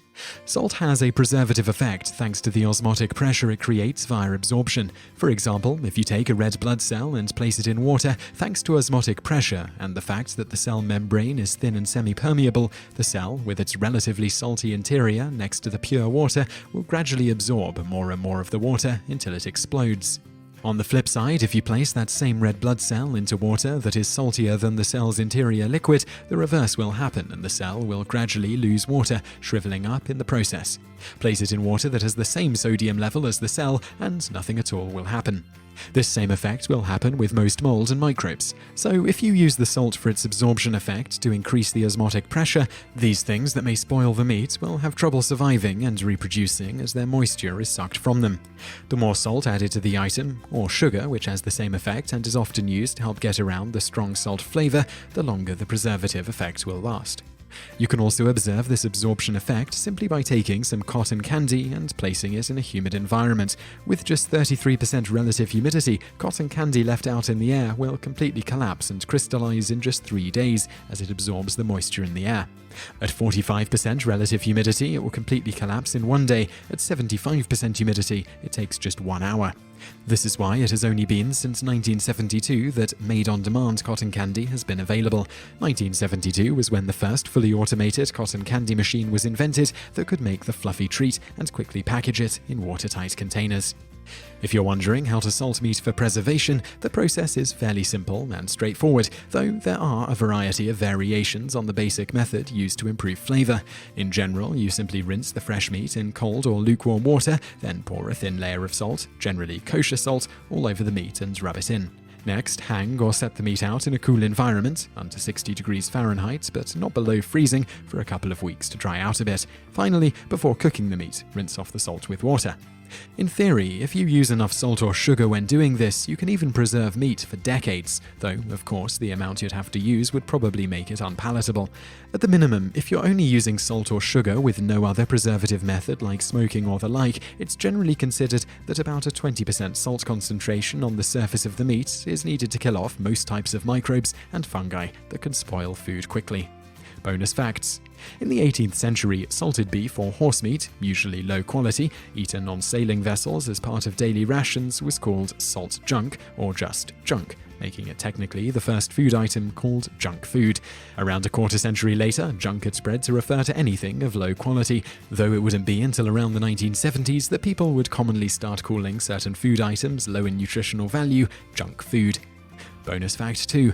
Pickling meat and other items usually uses a salt-acidic method to achieve preservative effects, often using some sort of vinegar for the acidic element, which further creates an environment that most microbes and fungi have trouble surviving in. The most popular commercially available item that still uses this technique is pickles.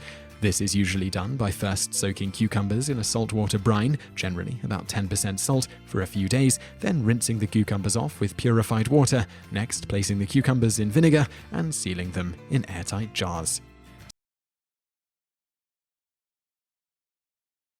Unsurprisingly, neither the origin of the name nor the food item itself have anything to do with actual buffalo, nor American bison, which many people call buffalo, even though they are not.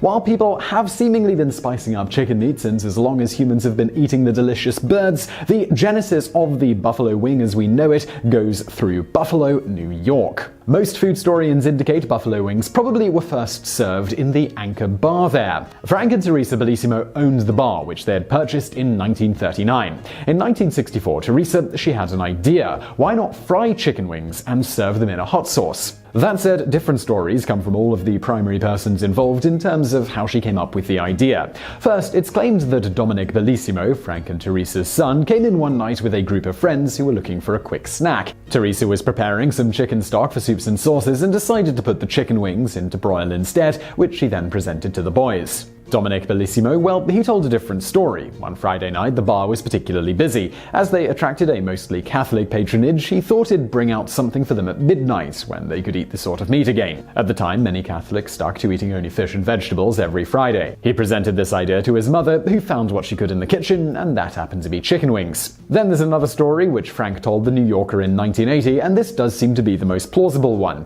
This was that the bar had ordered a shipment of wings by accident. They had been expecting other parts of the chicken and simply didn't know what to do with them. This was when his wife started experimenting in the kitchen to see what she could whip up so that the wings wouldn't go to waste. Whatever the case, the stories coalesce on this point. After spending some time experimenting in the kitchen, Teresa came out with fried wings smothered in a special hot sauce. She also served these wings with blue cheese dressing and a few celery sticks. Needless to say, the crowd, whether it was Dominic's friends, hungry Catholics, or just their normal patrons, they loved them. Soon buffalo wings were a staple on the menu, and news of the tasty dish came to the attention of many Buffalonians. At least, this is the official version of events. You see, there was a 1969 in-depth article done on the Anchor Bar by the Courier Express, and if you go read it, you'll find that nowhere in there do they mention chicken wings being served at said bar, a food item the restaurant was supposedly famous for at this point. This brings us to a man named John Young, who threw buffalo wing history a curveball by saying that he invented the wings. Indeed, his restaurant, Wings and Things, started serving chicken wings with his special hot mambo sauce in the mid-1960s. The main difference between Young's wings and the Bellissimo's wings was simply that Young's were breaded and whole, while the Bellissimo's chopped their wings in half to make them easier to eat with your hands, and then left them unbreaded. A local poultry distributor did come forward to say that both parties started buying a large number of chicken wings around the same time, but he of course saw no reason to keep records to prove who started buying the large quantities first. When former Buffalo Mayor Stan Mikowski announced that July the 29th was to be declared National Chicken Wing Day in 1977, he chose to cite the Bellissimos as the inventors, though of course he offered no real basis for his choice. Since then, there has actually been some small grumblings because Young is a black man, and in the 1970s, perhaps it wasn't a popular idea to give him the credit. Young also stated that the invention of the buffalo wing wasn't so much of a leap for him. He noted that he grew up in an African-American household and community where, according to him, chicken wings were a common dinner item, unlike elsewhere at the time where it was more common not to eat the chicken wing directly, but use them in the preparation of sauces and soups. The real innovation, then, in his opinion, was simply the special Mamba hot sauce. Whatever the case, buffalo wings remained a regional thing for quite some time. In the 1980 New Yorker article that interviewed the Bellissimos, the author noted that New Yorkers returning home from a few months away had to get their wing fix because they couldn't anywhere else. However, over time, other restaurants serving the wings began to pop up. Buffalo Wild Wings is a great example of how buffalo wings spread to different parts of the country. It was founded by a man who spent some time in Buffalo before moving to Ohio. Unable to find a good place to get buffalo wings, he and a friend opened up their own restaurant in Columbus in 1982. The restaurant chain, which prides itself on 16 different buffalo wing sauces, now has at least one restaurant in every state in the United States, and also has stores in Canada. And, of course, well, who can forget Hooters, which was founded in 1983 with spicy chicken wings a central feature on its menu. That said, this spreading of the buffalo wing was relatively slow until American football stepped in. So what happened? Well, from 1990 to 1993, the Buffalo Bills made it to the Super Bowl for 4 consecutive seasons. During this time, the media covering the team also did features on the region itself, including talking quite a bit about local foods and particularly highlighting the spicy fried chicken wings. From there, buffalo wings saw a huge surge in popularity, including becoming a traditional snack to eat while watching American football. In the video today, we're answering a viewer question because Byron H asks us, why is it sometimes called catsup and other times called ketchup? The two distinct spellings for what is today essentially the same condiment are simply the reflection of the evolution of nearly everyone's favorite French fry topper. Today, often disdained as lowbrow, when it was first conceived, ketchup was revered for the flavor that it added to foods. Initially a paste made from fermented fish guts, it was first recorded in 544 BC in important arts for the people's welfare. According to the legend, while in the course of pursuing his enemies, Emperor Wu Ti came across a pit filled with fish entrails and covered it with dirt from which a potent, delicious aroma could not help but emanate. For some reason, they actually ate it and learned to love it. And do note that Worcestershire sauce has a similar, slightly stomach-turning origin, although in this case, it's still made pretty much the same way today. However it really happens, this food evolved into Ketchup or ketchup. Over time, Ketchup migrated and made its way to Indonesia, where it became known as Ketchup. British soldiers were trading there by the 1690s, and it is believed they developed a taste for it and began exporting Ketchup from the East Indies during this time. Also in the 1690s, Brits began tinkering with the sauce's name, and Catsup, which according to the OED was a High East India sauce, first appeared, while by 1711 others were using the spelling ketchup. Nonetheless, it appears that both words were still describing a type of fish sauce, although by this time, rather than fish entrails, salted anchovies were what was being fermented.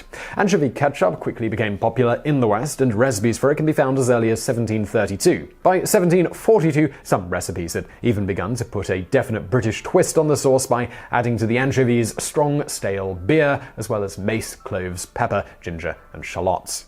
Nonetheless, as anchovies were not always at hand, and necessity being the mother of all invention, cooks in the West began experimenting with different ingredients to form the base of their ketchups. Two that quickly became popular were mushrooms and walnuts. In 1747, Hannah Glass included a mushroom ketchup recipe in The Art of Cookery Made Plain and Easy, and it involved several steps, including salting the mushrooms, then boiling, straining, skimming, straining again, boiling with ginger and pepper, straining again, and then bottling the mixture with mace and cloves. Another 18th century variant, a family recipe from noted novelist Jane Austen, began with a paste of green walnuts, which were then liberally salted and soaked in vinegar, strained, boiled, skimmed, boiled again, with cloves, mace, ginger, nutmeg, pepper, horseradish, and shallots, and then bottled. Vinegar itself, a preservative, eliminated the need for fermentation here. By the early 1800s, tomatoes had been established in English cuisine, and so naturally they were being used as a base for ketchup as well. In 1810, Alexander Hunter, a physician in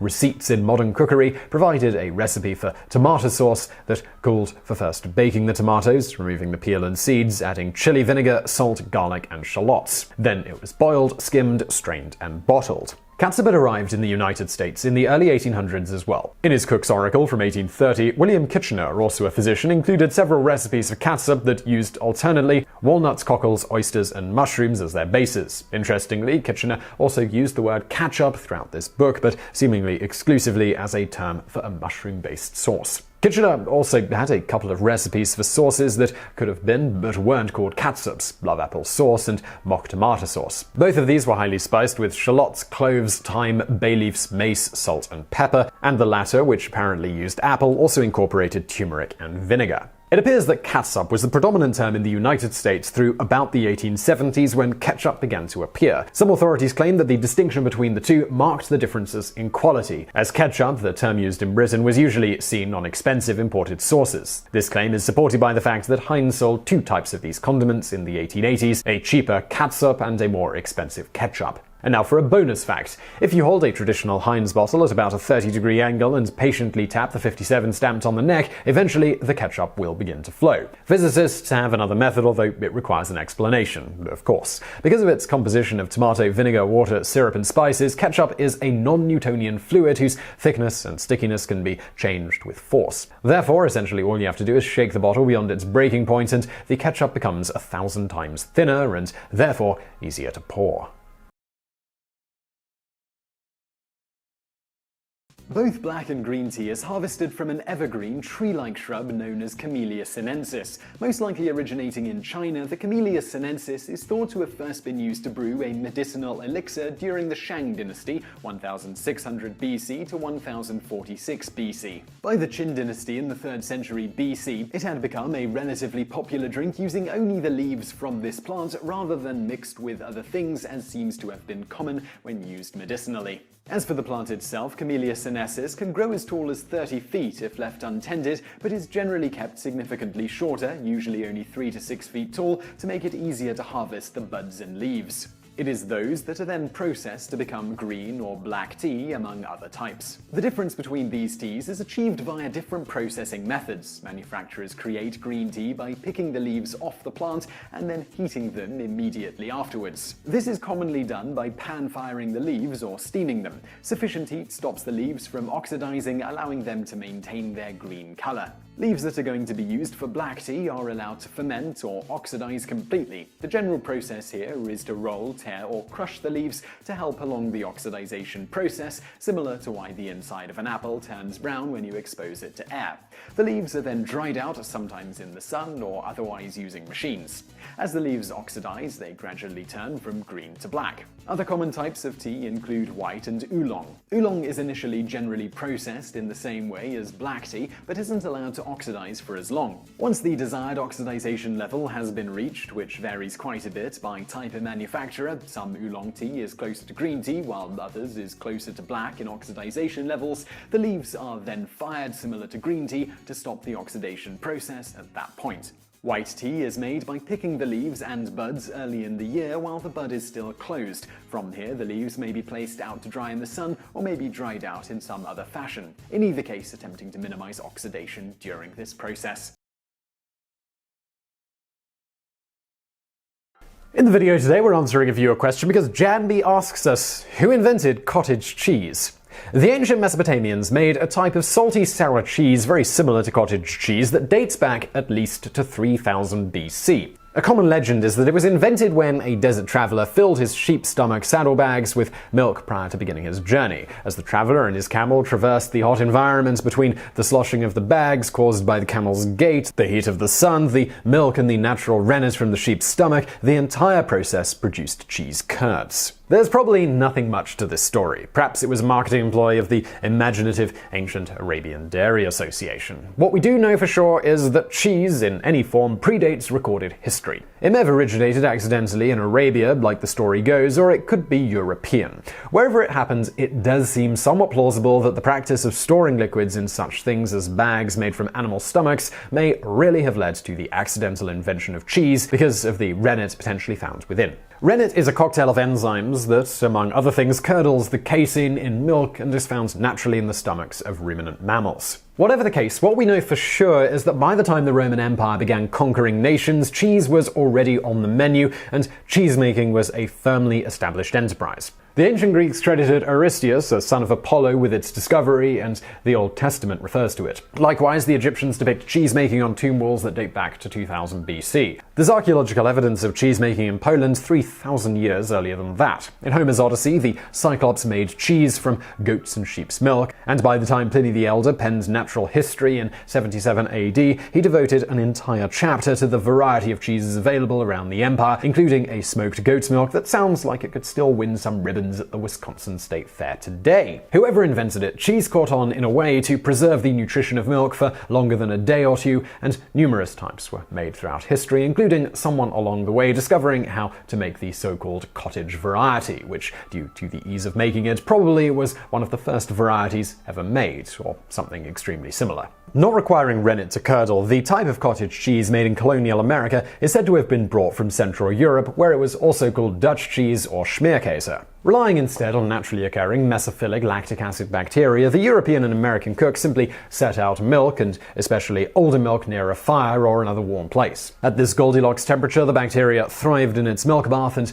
after a day or two it would transform the liquid milk into a curd, producing a form of cottage cheese. Some cooks would further treat the curd by cooking it dry and washing it with cold water. This produced what is sometimes called pot cheese. Others would add a bit of cream to add a bit of richness to the final product. Still others would strain and press the curd, producing farmer's cheese. As to the origin of the name cottage cheese, much like those who first invented this variety of cheese, we can't say for sure, but at least we can point to the first known documented instance of the cheese being called this, and that appeared in the July of 1831 Goody's Lady's Book, Volume 3, in an article titled Country Lodgings, a Sketch by Miss Leslie, where she states, The aspect of the tea table was not inviting. Some morsels of dried beef on 2 little teacup plates, and a small glass dish of that preparation of curds which in vulgar language is called smearcase, but whose nom de guerre is cottage cheese. At least that was the appellation given to it by our hostess. The tea was so weak that it was difficult to discover whether it was black or green, but finding it undrinkable, I asked for a glass of milk, and when Bayard brought one to me, Mrs. Netherby said with a smile, "See what it is to live in the country?"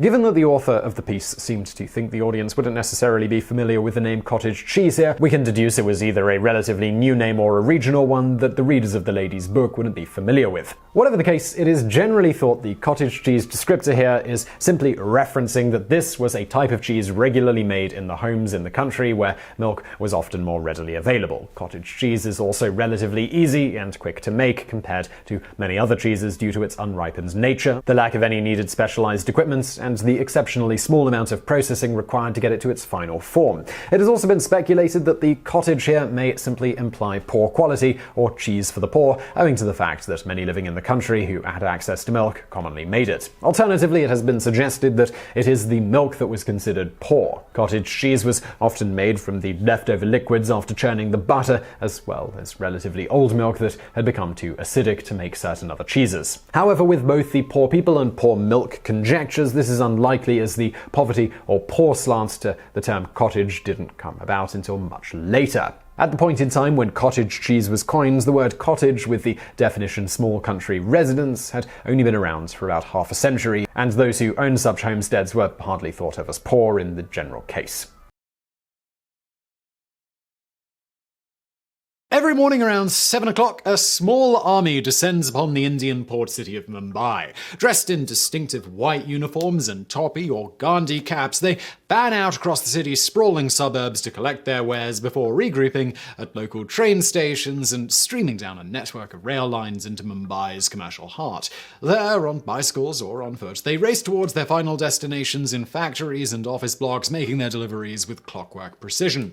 By 1 o'clock sharp, their work is complete, and the army returns home, only for the whole process to start over again the next morning. And what vital commodity, what economic lifeblood do these men carry with such punctuality and reliability?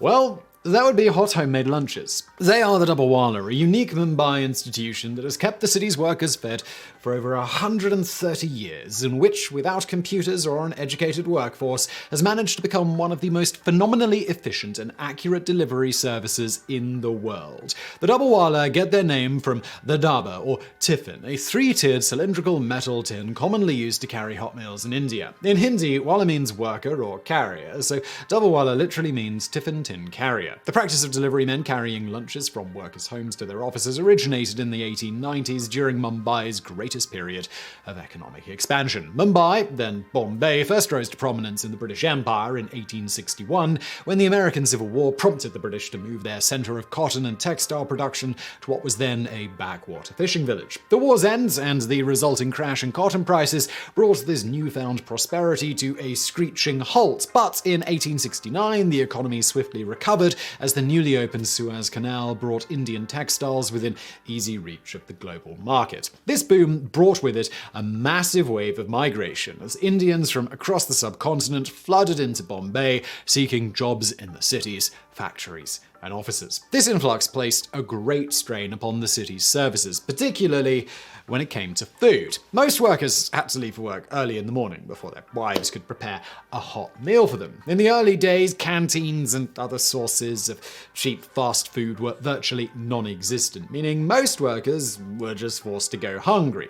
Those who did manage to pack a lunch found it difficult to carry their bulky tiffins while traveling on densely packed commuter trains. Compounding the issue was the fact that these workers came from wildly different regions and culinary traditions that only a traditional home-cooked meal would truly satisfy their palate. Bombay faced a major gastronomic crisis, desperately in need of a creative solution.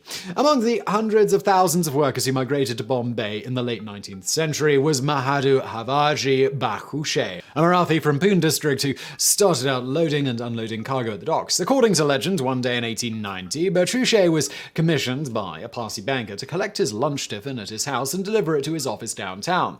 Bakhushe soon began receiving more and more requests for such deliveries, and when he was unable to keep up with demand, he organized his own delivery company, employing a team of over 100 men. Over the years, these services steadily grew, eventually becoming an integral part of the city's commercial infrastructure. In addition to providing homemade meals from upper and middle class employees, the Dabbawala expanded their services to delivering meals from Carnival's downtown canteens, specializing in cheap fast food to lower class workers. In 1930, Bakhushe informally unionized the Dabbawala, forming the Newton Mumbai Tiffin Box Suppliers Trust to standardize work conditions and wages and provide social services to his workers. This was registered as a charitable trust in 1956 and finally incorporated in 1968 as the Mumbai Tiffin Box Suppliers Association, the name under which it still operates to this day. Today, around 5,000 Dabbawala work in the city of Mumbai, delivering anywhere between 175,000 and 200,000 tiffins every single day. Like Bakhushe, the founder of the organization, most belong to the Wakari sect from the Maharashtra in Western India. Their delivery process, honed over 130 years, runs like a well-oiled machine. Every morning between 7 and 9 a.m., the Dabbawala collect the tiffins from their customers' homes in the suburbs and deliver them to special sorting centers at local railway stations. Each station is manned by 4 groups of Dabbawala of 20 men each. Each man can carry 35 to 40 tiffins, around 75 kilograms total, meaning one station can handle up to 3,200 tiffins per day. At the station, the tiffins are sorted according to region, and the men split up and are reassigned based on how many tiffins must be delivered to a particular area. The sorting process takes around 10 to 15 minutes before the special Dabbawala special trains, with dedicated compartments for the tiffins and their delivery men, arrive at 10 a.m. As the trains steam towards the heart of the city, the various subgroups disembark at various stations along the line and hand off the tiffins to waiting delivery crews, who complete the rest of the journey on foot or by bicycle and deliver their tiffins directly to the customers' workplaces by 12 p.m. So integrated is the service into Mumbai's daily life that most office buildings keep one elevator free at lunch to accommodate the Dabbawalas. By 1 p.m. all deliveries are complete and the Dabbawala carry out the entire process in reverse, collecting the empty tiffins and delivering them back to their original homes. Amazingly, the entire operation is run without the help of computers or other modern technology, with one veteran Dabbawala stating, "Our computer is our head and our Gandhi cap is the cover to protect it from the sun or rain." Yet despite the fact that a single tiffin might change hands up to 5 times during its journey from home to office, the organization has achieved a reliability and accuracy nearly unmatched by any delivery service in the world, making at most 1 to 2 mistakes every month. This translates to around 1 error every 8 million deliveries, or 16 million if one accounts for the fact that each tiffin is returned to its original home. Naturally, from all of this, the Dabbawala have become legendary for their absolute commitment to punctuality and reliability, as Raghunath Medj, current president of the Mumbai Dabbawala Association, explains. People trust the Dabbawala so much that they put money, train tickets, a pen the husband may have forgotten, eyeglasses, medicines, all sorts in the tiffin. Sometimes, if there's been a quarrel, the wives may send a note that says, "Sorry." We pass on many messages. Unsurprisingly, the reliability has caught the attention of economists and business managers around the world, with the organizational structure and methods of the Dabbawala being taught in business schools as far afield as UC Berkeley. But just how is such a low-tech operation, staffed by largely uneducated workers, able to achieve such high standards of accuracy? Part of the answer lies in the structure of the distribution network, a hub-and-spoke system based around a limited number of central distribution points and dedicated Dabbawala teams intimately familiar with specific regions of the city. The model has been compared to the data packet switching technology that underpins the functioning of the internet. Another factor is the unique coding system used to mark and trace the tiffins. As most Dabbawala are at best semi-literate, they use a system of colored markings and alphanumeric codes painted on the tiffins to trace their origins and destinations. For example, the color red might indicate a particular district of the city, while a series of letters and numbers might be used to denote a street, office building, and floor. Yet another factor is the structure of the Dabbawala organization itself. Despite its size and sophistication, the Mumbai Tiffin Box Suppliers Association has a remarkably flat hierarchy composed of only 3 levels. At the top is the Governing Council, composed of a president, vice presidents, and general secretary, as well as a treasurer and 9 directors. Below them are the Mukadams, veteran Dabbawala who manage the sorting centers at the train stations. In addition to sorting tiffins for distribution, Mukadams also help resolve disputes between Dabbawala and mentor new hires. Finally, there are the Dabbawalas themselves, who are not employees but rather independent contractors who pay a 30,000 rupee initiation fee and 150 monthly membership fees to the association. This, in turn, guarantees each Dabbawala at least 6 days of work per week and a minimum of 5,000 rupee monthly income, around $70 for life, an extremely reasonable wage by Indian standards. This system accommodates those who didn't or couldn't finish their studies. It's obvious that those who score good marks go for higher education and not to do this job, but we have people who have studied up to standard 12 who couldn't find respectable jobs. Some of us earn more than many Pada Ichas educated graduates. But these guarantees come with other costs. Like all business partners, Dabbawala are expected to front around 5,000 rupees in capital to cover the cost of 2 bicycles, a wooden crate for carrying tiffins, and the signature white uniform and toppy hat. Dabbawala are also strictly penalized by the association for infractions such as absenteeism, delivery mistakes, theft, being out of uniform, and smoking or drinking while on duty. According to association rules, no Dabbawala is allowed to undercut another on delivery fees, and customers are allowed to deduct charges in the case of theft or carelessness. Yet despite all of this, Dabbawala are given a great deal of leeway in their routes and methods, further increasing punctuality and reliability by encouraging a spirit of friendly competition. This freedom also instills a sense of pride, independence, and ownership. Farming earns a pittance, compelling us to move to the city, and the tiffin service is a business of repute since we are not working under anyone. It is our own business. We are partners. It confers a higher status in society. It is a system that has stood the test of time, allowing the Dabbawala to survive and thrive despite more than a century of riots, cyclones, and economic upheavals. The only serious disruption to the service came in 1974 due to a railway workers' strike. According to the New York Times, the 130-year-old Dabbawala industry continues to grow at a rate of 5 to 10% per year, and in recent years has even embraced modern technology, launching a website, mydabbawala.com, and an SMS-based ordering service. The effects of this modernization have been immediate and impressive, whereas in the past Dabbawala relied on networks of personal contacts to find and maintain customers. The SMS system has allowed the acquisition of up to 15 new customers every day, fueling unparalleled growth for the industry. The website has also allowed the association to collect donations and establish a social security fund to pay for members' medical care and life insurance. And so, the ever-reliable Dabbawala and their brightly painted tiffins continue to train, cycle, and walk forward into the 21st century, proving that while you might not be able to get a free lunch, you can at least get a hot one.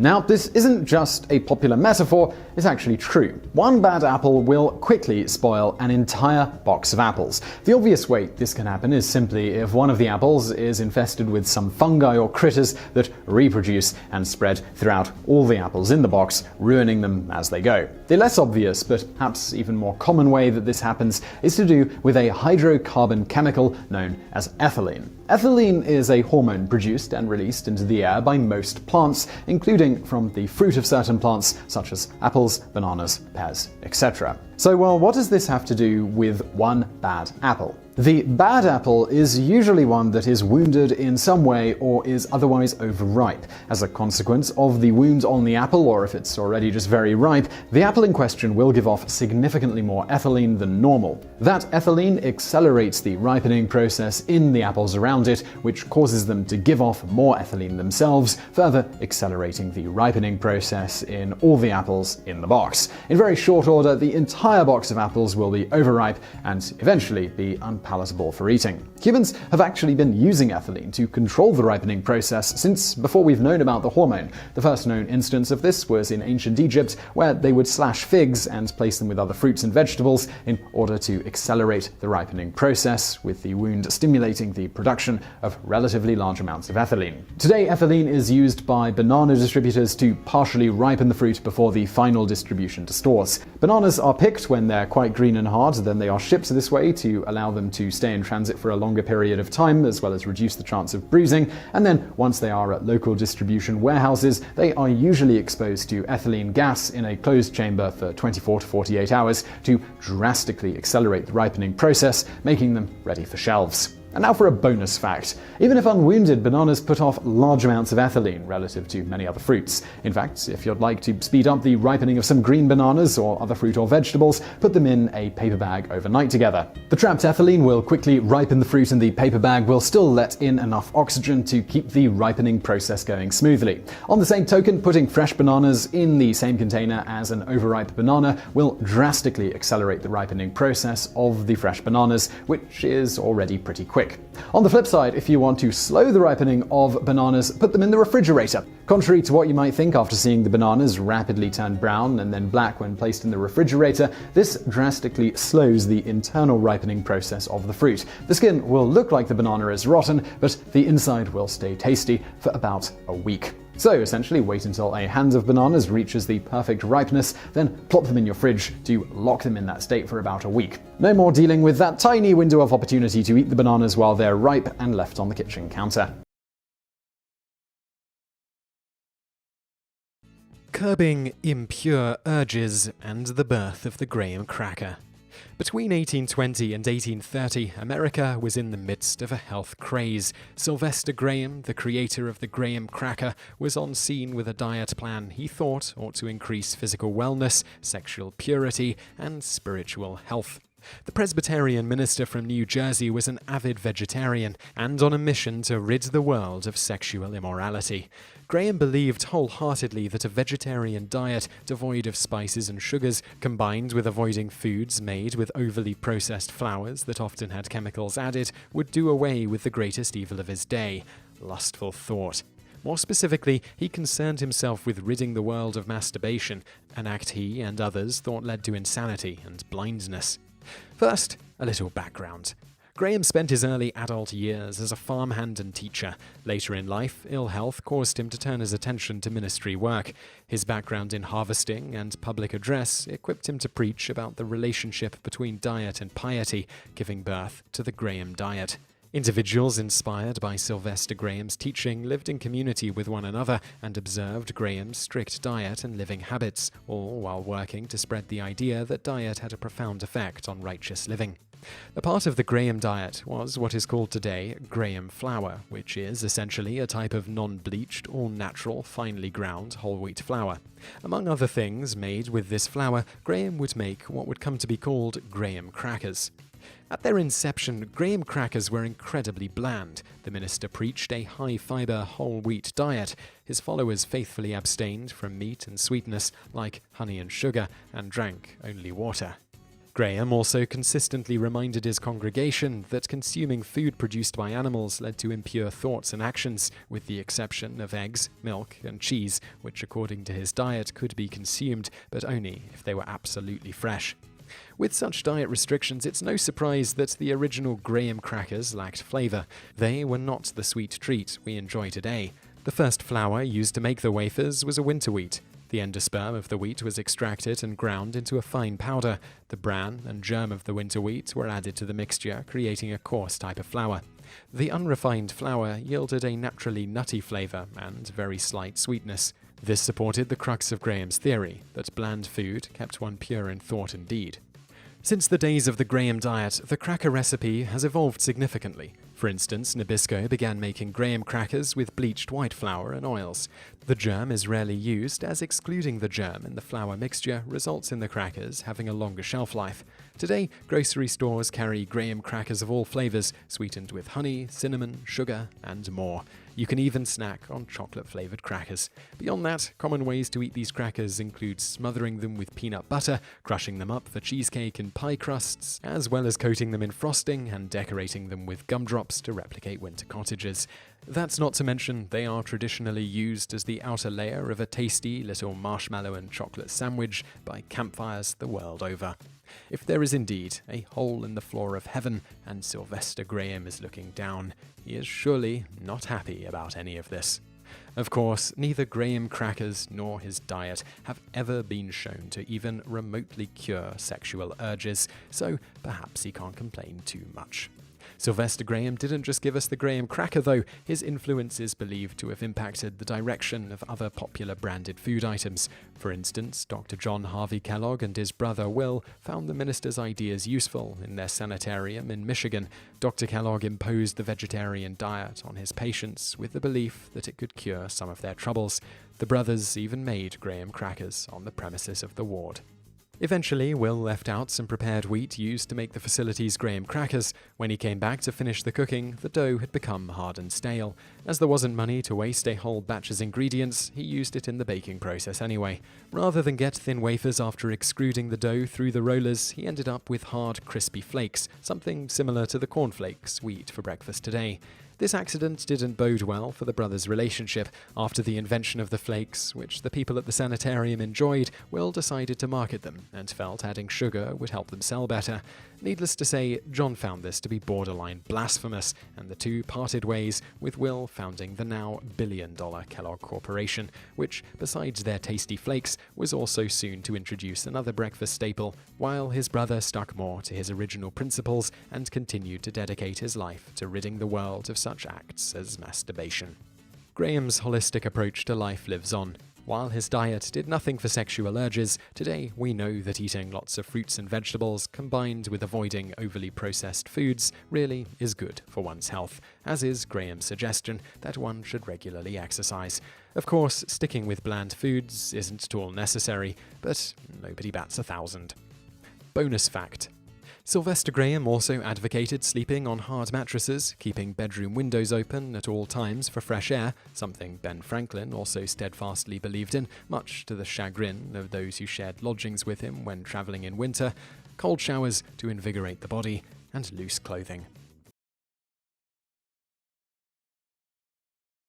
So, Grape-Nuts. They're a wheat and barley cereal developed by CEW Post in 1897, and it has actually made some interesting contributions to American food history. But before we get into all of that, let's have a chat about the name. A box of Grape-Nuts actually contains whole grain wheat flour, malted barley flour, isolated soy protein, salt, whole grain barley flour, malt extract, and dried yeast. From what we could find, the recipe has remained largely unchanged since its introduction over 100 years ago, save for making the switch to whole grains. So just how did Grape-Nuts get their misleading name? Well, nobody's 100% sure, not even the Post company themselves, but the most plausible origin story is that as Post used maltose in the original recipe, which was called grape sugar, that's where they got the grape part. The cereal also has a bit of a nutty flavour and looks like little miniature generic nuts, which is perhaps where the nuts part came from. Alternatively, a slightly less plausible hypothesis is that the cereal specifically looks a bit like grape seeds if you happen to have really bad vision. Grape seeds, though, they are not nuts. Incidentally, nor are almonds, peanuts, Brazil nuts, and many other things that we call nuts. But considering that very few people call the seeds of grapes nuts, we think this one is a bit of a stretch compared to the former story. Whatever the case, as we mentioned earlier, Grape-Nuts have been at the center of some historical events since their creation. For example, the cereal is thought to be the first widespread product to feature coupons inside. In this case, they were penny-off coupons, which became a big hit in the 1890s. The coupons were for other Post cereals. They were trying to get people to buy more of their product, and it totally worked. During World War II, Grape-Nuts were featured in soldiers' rations, fueling the troops during battle. Because the cereal was light, compact, calorie-dense, and had a long shelf life, it was a perfect item to include in rations. Similarly, Grape-Nuts saw Edmund Hillary and Sherpa Tenzing Norway to the top of Mount Everest. The two would, of course, become the first people to reach the summit of the mountain, and they took Grape-Nuts along with them to keep them fueled on the long, strenuous climb. In addition to expeditions and army rations, Grape-Nuts also sponsored the Danny Thomas Show, a popular series during the 1950s. If the Danny Thomas Show isn't ringing any bells, you might recognize a character that appeared in the show during an episode that was promoting Grape-Nuts, and that would be Sheriff Andy Taylor.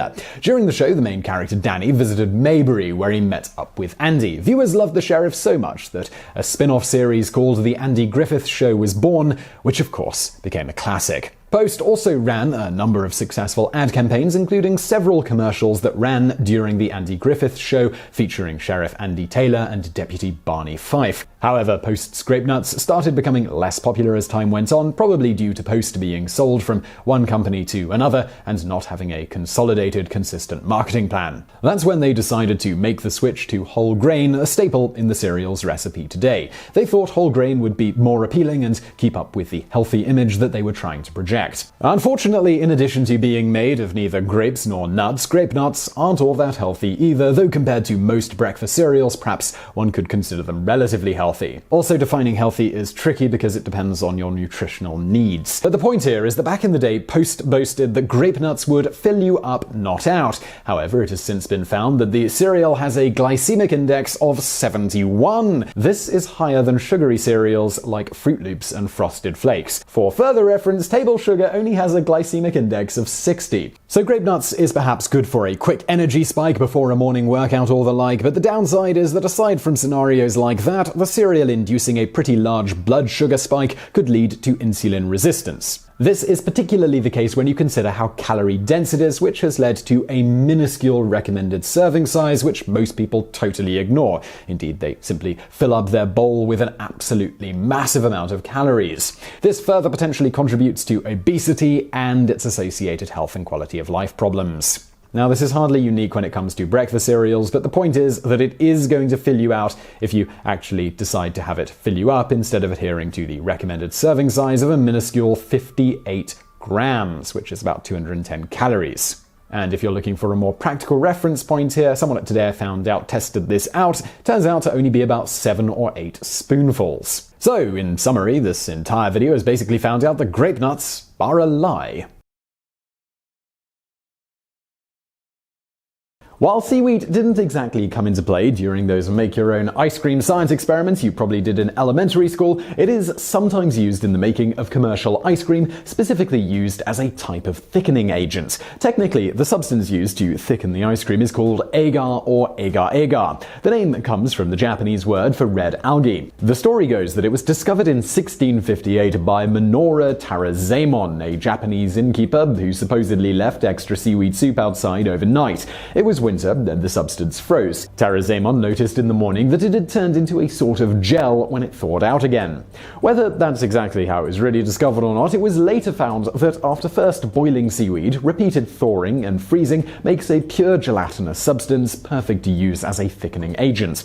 It's likely that the process was picked up by the Dutch in the 17th century and later spread to other East Indies ports. Today, agar is used in a variety of processed foods as an emulsifier or binding agent. Not every country or company uses it. Some use carrageenans instead, which are made from certain red seaweeds. The use of different substances is based purely on preference and the availability of resources. For instance, during World War II, the availability of agar was low, so many companies switched to using carrageenans instead and stuck with it even after agar became more widely available again. A similar thing actually happens with Twinkies, where during World War II, bananas were in short supply, so Hostess switched to using a vanilla cream filling rather than banana cream. The vanilla cream filling turned out to be much more popular, so they never switched back to banana cream filling, though kept the banana-like look of the Twinkie anyway. But now you might be wondering, well, you make homemade ice cream with just milk, sugar, and a bag of ice and salt, so why is a binding agent needed in the production of commercial ice cream? The basic components of ice cream are fat, usually from milk, sweeteners, air, ice crystals, and other solids. This includes non-fat milk solids and various flavors, including things like bits of cookie. When the ice cream liquid is prepared, often an emulsifier and stabilizer must be added to keep all of the ingredients together and improve the texture. That's where the seaweed potentially comes into play. Most commercial stabilizers these days use vegetable gums. That means agar, carrageenan, or some other xanthan gum. Interestingly, that's derived from bacteria that are found in cabbage. These stabilizers keep ice crystal growth small by immobilizing the liquid in the ice cream, sort of by acting like a sponge. Larger ice crystals caused by too much liquid in the ice cream will make the ice cream feel grainy if a stabilizer is not used. The stabilizers also help keep the ice cream from melting melting too quickly so that you can enjoy your ice cream for a longer amount of time on a hot day. That said, more stabilizers does not equal higher quality ice cream. High quality ice cream typically contains more fat and less air, while lower quality versions substitute a higher quantity of stabilizers for fat. They also typically contain more air molecules. And now for some bonus facts. Agar and other plant-based thickeners are a perfect substitute for the better-known gelatin. This is particularly true if you're a vegetarian looking for a non-animal-based thickening agent. For those of you who might not know, gelatin is made by extracting the collagen from an animal's bones. And now for another bonus fact. Other items containing agar or carrageenans include salad dressing and jelly. It can even be found in some beers. You could even find it in your toothpaste. Further, you might find carrageenan, kelp, or simply algae extract listed on some of your favorite beauty products, usually present as a thickening agent in lotions and creams. Its supposed ability to temporarily tighten skin also makes it a popular component of anti-wrinkle and eye creams. If you're thinking that you can save money though by using ice cream instead of anti-wrinkle cream on your face, don't, because, well, ice cream definitely attracts flies. And now for another bonus fact. If you've ever had braces, you might have tasted a type of seaweed powder. That yucky, almost doughy tasting gook they put in metal trays to make impressions of your teeth is often made with alginate powder, which is derived from seaweed.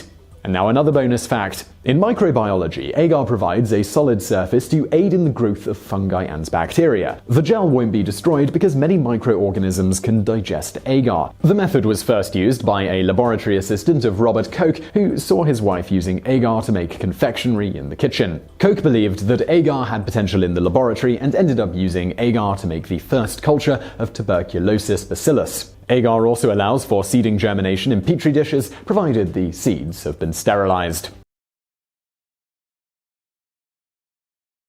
While the recent threat of a major chocolate shortage in the coming years seems to have been narrowly averted for now, it turns out that those who were in despair need not have fretted, as substitutes are available to get you through the rough times, including one that is actually relatively healthy, black sapote, which just happens to taste a bit like chocolate pudding. Native to the coastal regions in and around Central America, black sapote is a fruit related to the persimmon, and it is today cultivated primarily across the Caribbean, as well as in Mexico, Australia, and the Philippines. On the tree, the fruit sort of resembles a green tomato when ready for picking, and it's extremely important that you don't try to pick it too early or eat it right off the tree. Unripe black sapotes not only don't taste like chocolate, but are actually quite gag-worthy. Further, if it's picked too early, the fruit won't ever ripen and will simply rot, which one imagines doesn't improve the flavor, though Worcestershire sauce does exist, and that essentially uses fish whose bodies have, well, let's just say, matured over a rather long period to the point that they liquefy,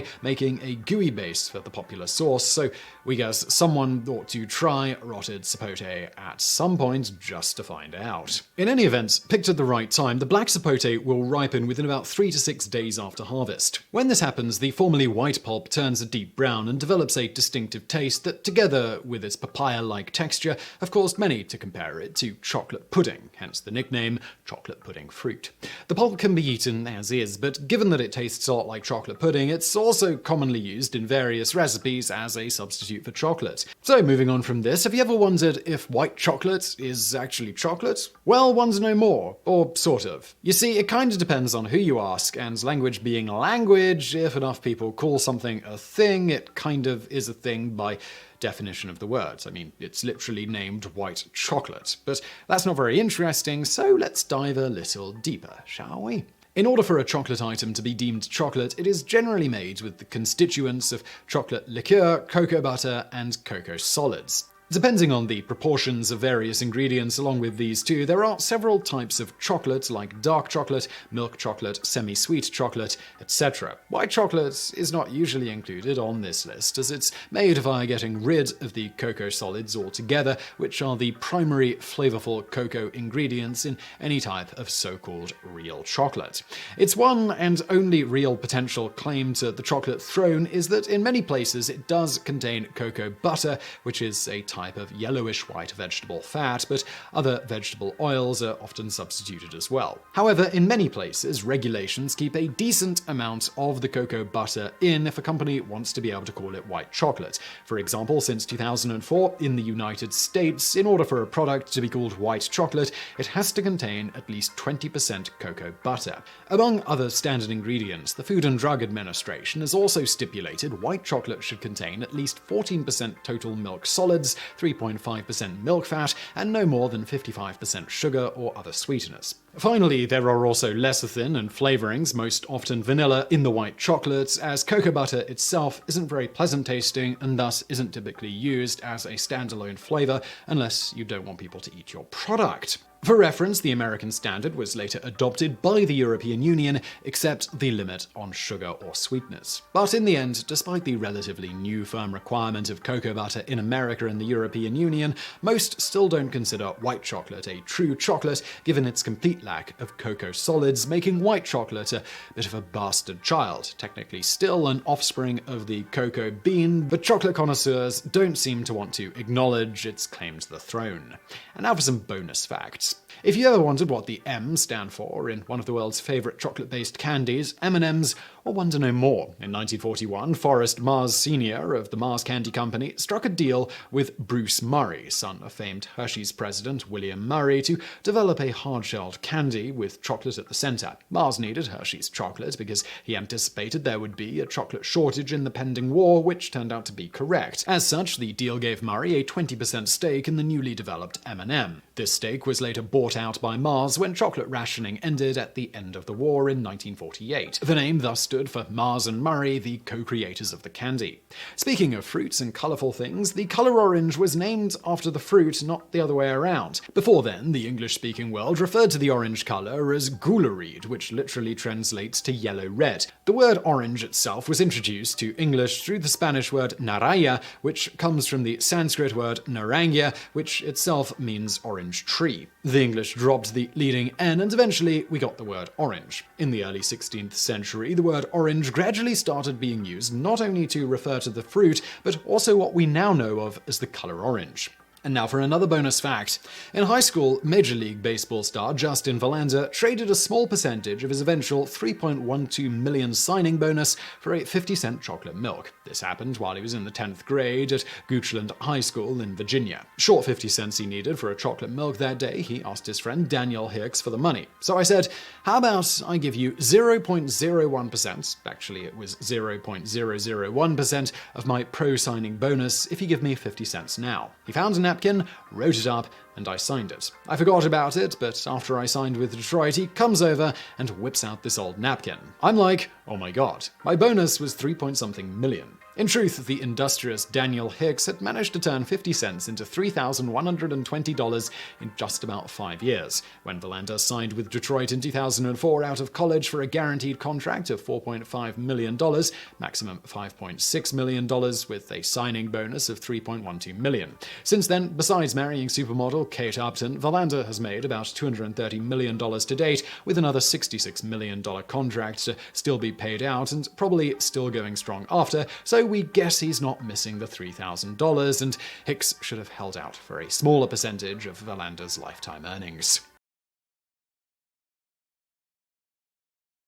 The process of hard boiling an egg involves denaturation. During this process, the amino acid chains found in the proteins in the egg are altered from their original raw egg state, with the denaturation temperature varying somewhat depending on the specific protein in question. But in a nutshell, adding heat to these proteins initially causes the proteins to partially unfold or otherwise change their normal organized spatial structure. As this is happening, the proteins begin to aggregate and coagulate together. As heat continues to be applied, additional bonds are formed in these clusters, creating a relatively dense protein network, which in turn results in the rubbery egg whites and solidified yolk that you find in hard-boiled eggs. As to why, if heat is applied long enough, you'll get a greenish colorization around the yolk, to begin with, the proteins in the egg white contain sulfur. That sulfur combines with hydrogen during the denaturation process and produces hydrogen sulfide. This is a toxic gas that produces an unmistakable rotten egg smell. Due to being heavier than oxygen and nitrogen, which make up the vast majority of Earth's atmosphere, hydrogen sulfide can normally be found collecting in spaces like wells and caves, and is not only poisonous but also flammable, corrosive, and explosive. Fortunately for egg lovers the world over, the amount of hydrogen sulfide released in the egg is so small that it does not pose any health risk whatsoever. When you cook an egg, heat is applied from the outside and works its way in. This is important to the topic at hand because the solubility of the egg white decreases as it heats up, forcing the hydrogen sulfide inwards towards the yolk. Also notable to the topic at hand here is the fact that egg yolk contains iron, which is ultimately set free from the phosphatin in the yolk via heating the yolk sufficiently. When these iron cations come into contact with the hydrogen sulfide around the area where the yolk meets the egg white, a resulting chemical reaction produces iron sulfide. Iron sulfide has a greenish-grey coloring, hence the green-grey tinge around the yolk of a hard-boiled egg. The more iron sulfide is produced, the more discoloration you'll see in the yolk. You will also see a similar discoloration happen when cooking eggs in an iron skillet for this same reason. Likewise, if you still get this greenish yolk in a hard-boiled egg even when not overcooking it, it's likely the case that the water you're boiling the egg in has a relatively high amount of iron in it, resulting in iron sulfide being produced more rapidly than you might otherwise see. And if you are wondering, aside from not being terribly aesthetically pleasing, it is perfectly safe to eat the green part of the yolk. And that was a bonus fact. Dr. Seuss wrote Green Eggs and Ham as a result of a bet with his publisher, Bennett Cerf. Cerf bet Seuss that he could not write a book in 50 unique words or less. Bonus fact 2. The proper pronunciation of Seuss is actually Zeus. This is because it's originally a Bavarian name. However, given the fact that most Americans incorrectly pronounce it as Seuss, Theodore Geisel ultimately gave in and stopped correcting people over the pronunciation, even quipping that it was a good thing because it is advantageous for an author of children's books to be associated with Mother Goose.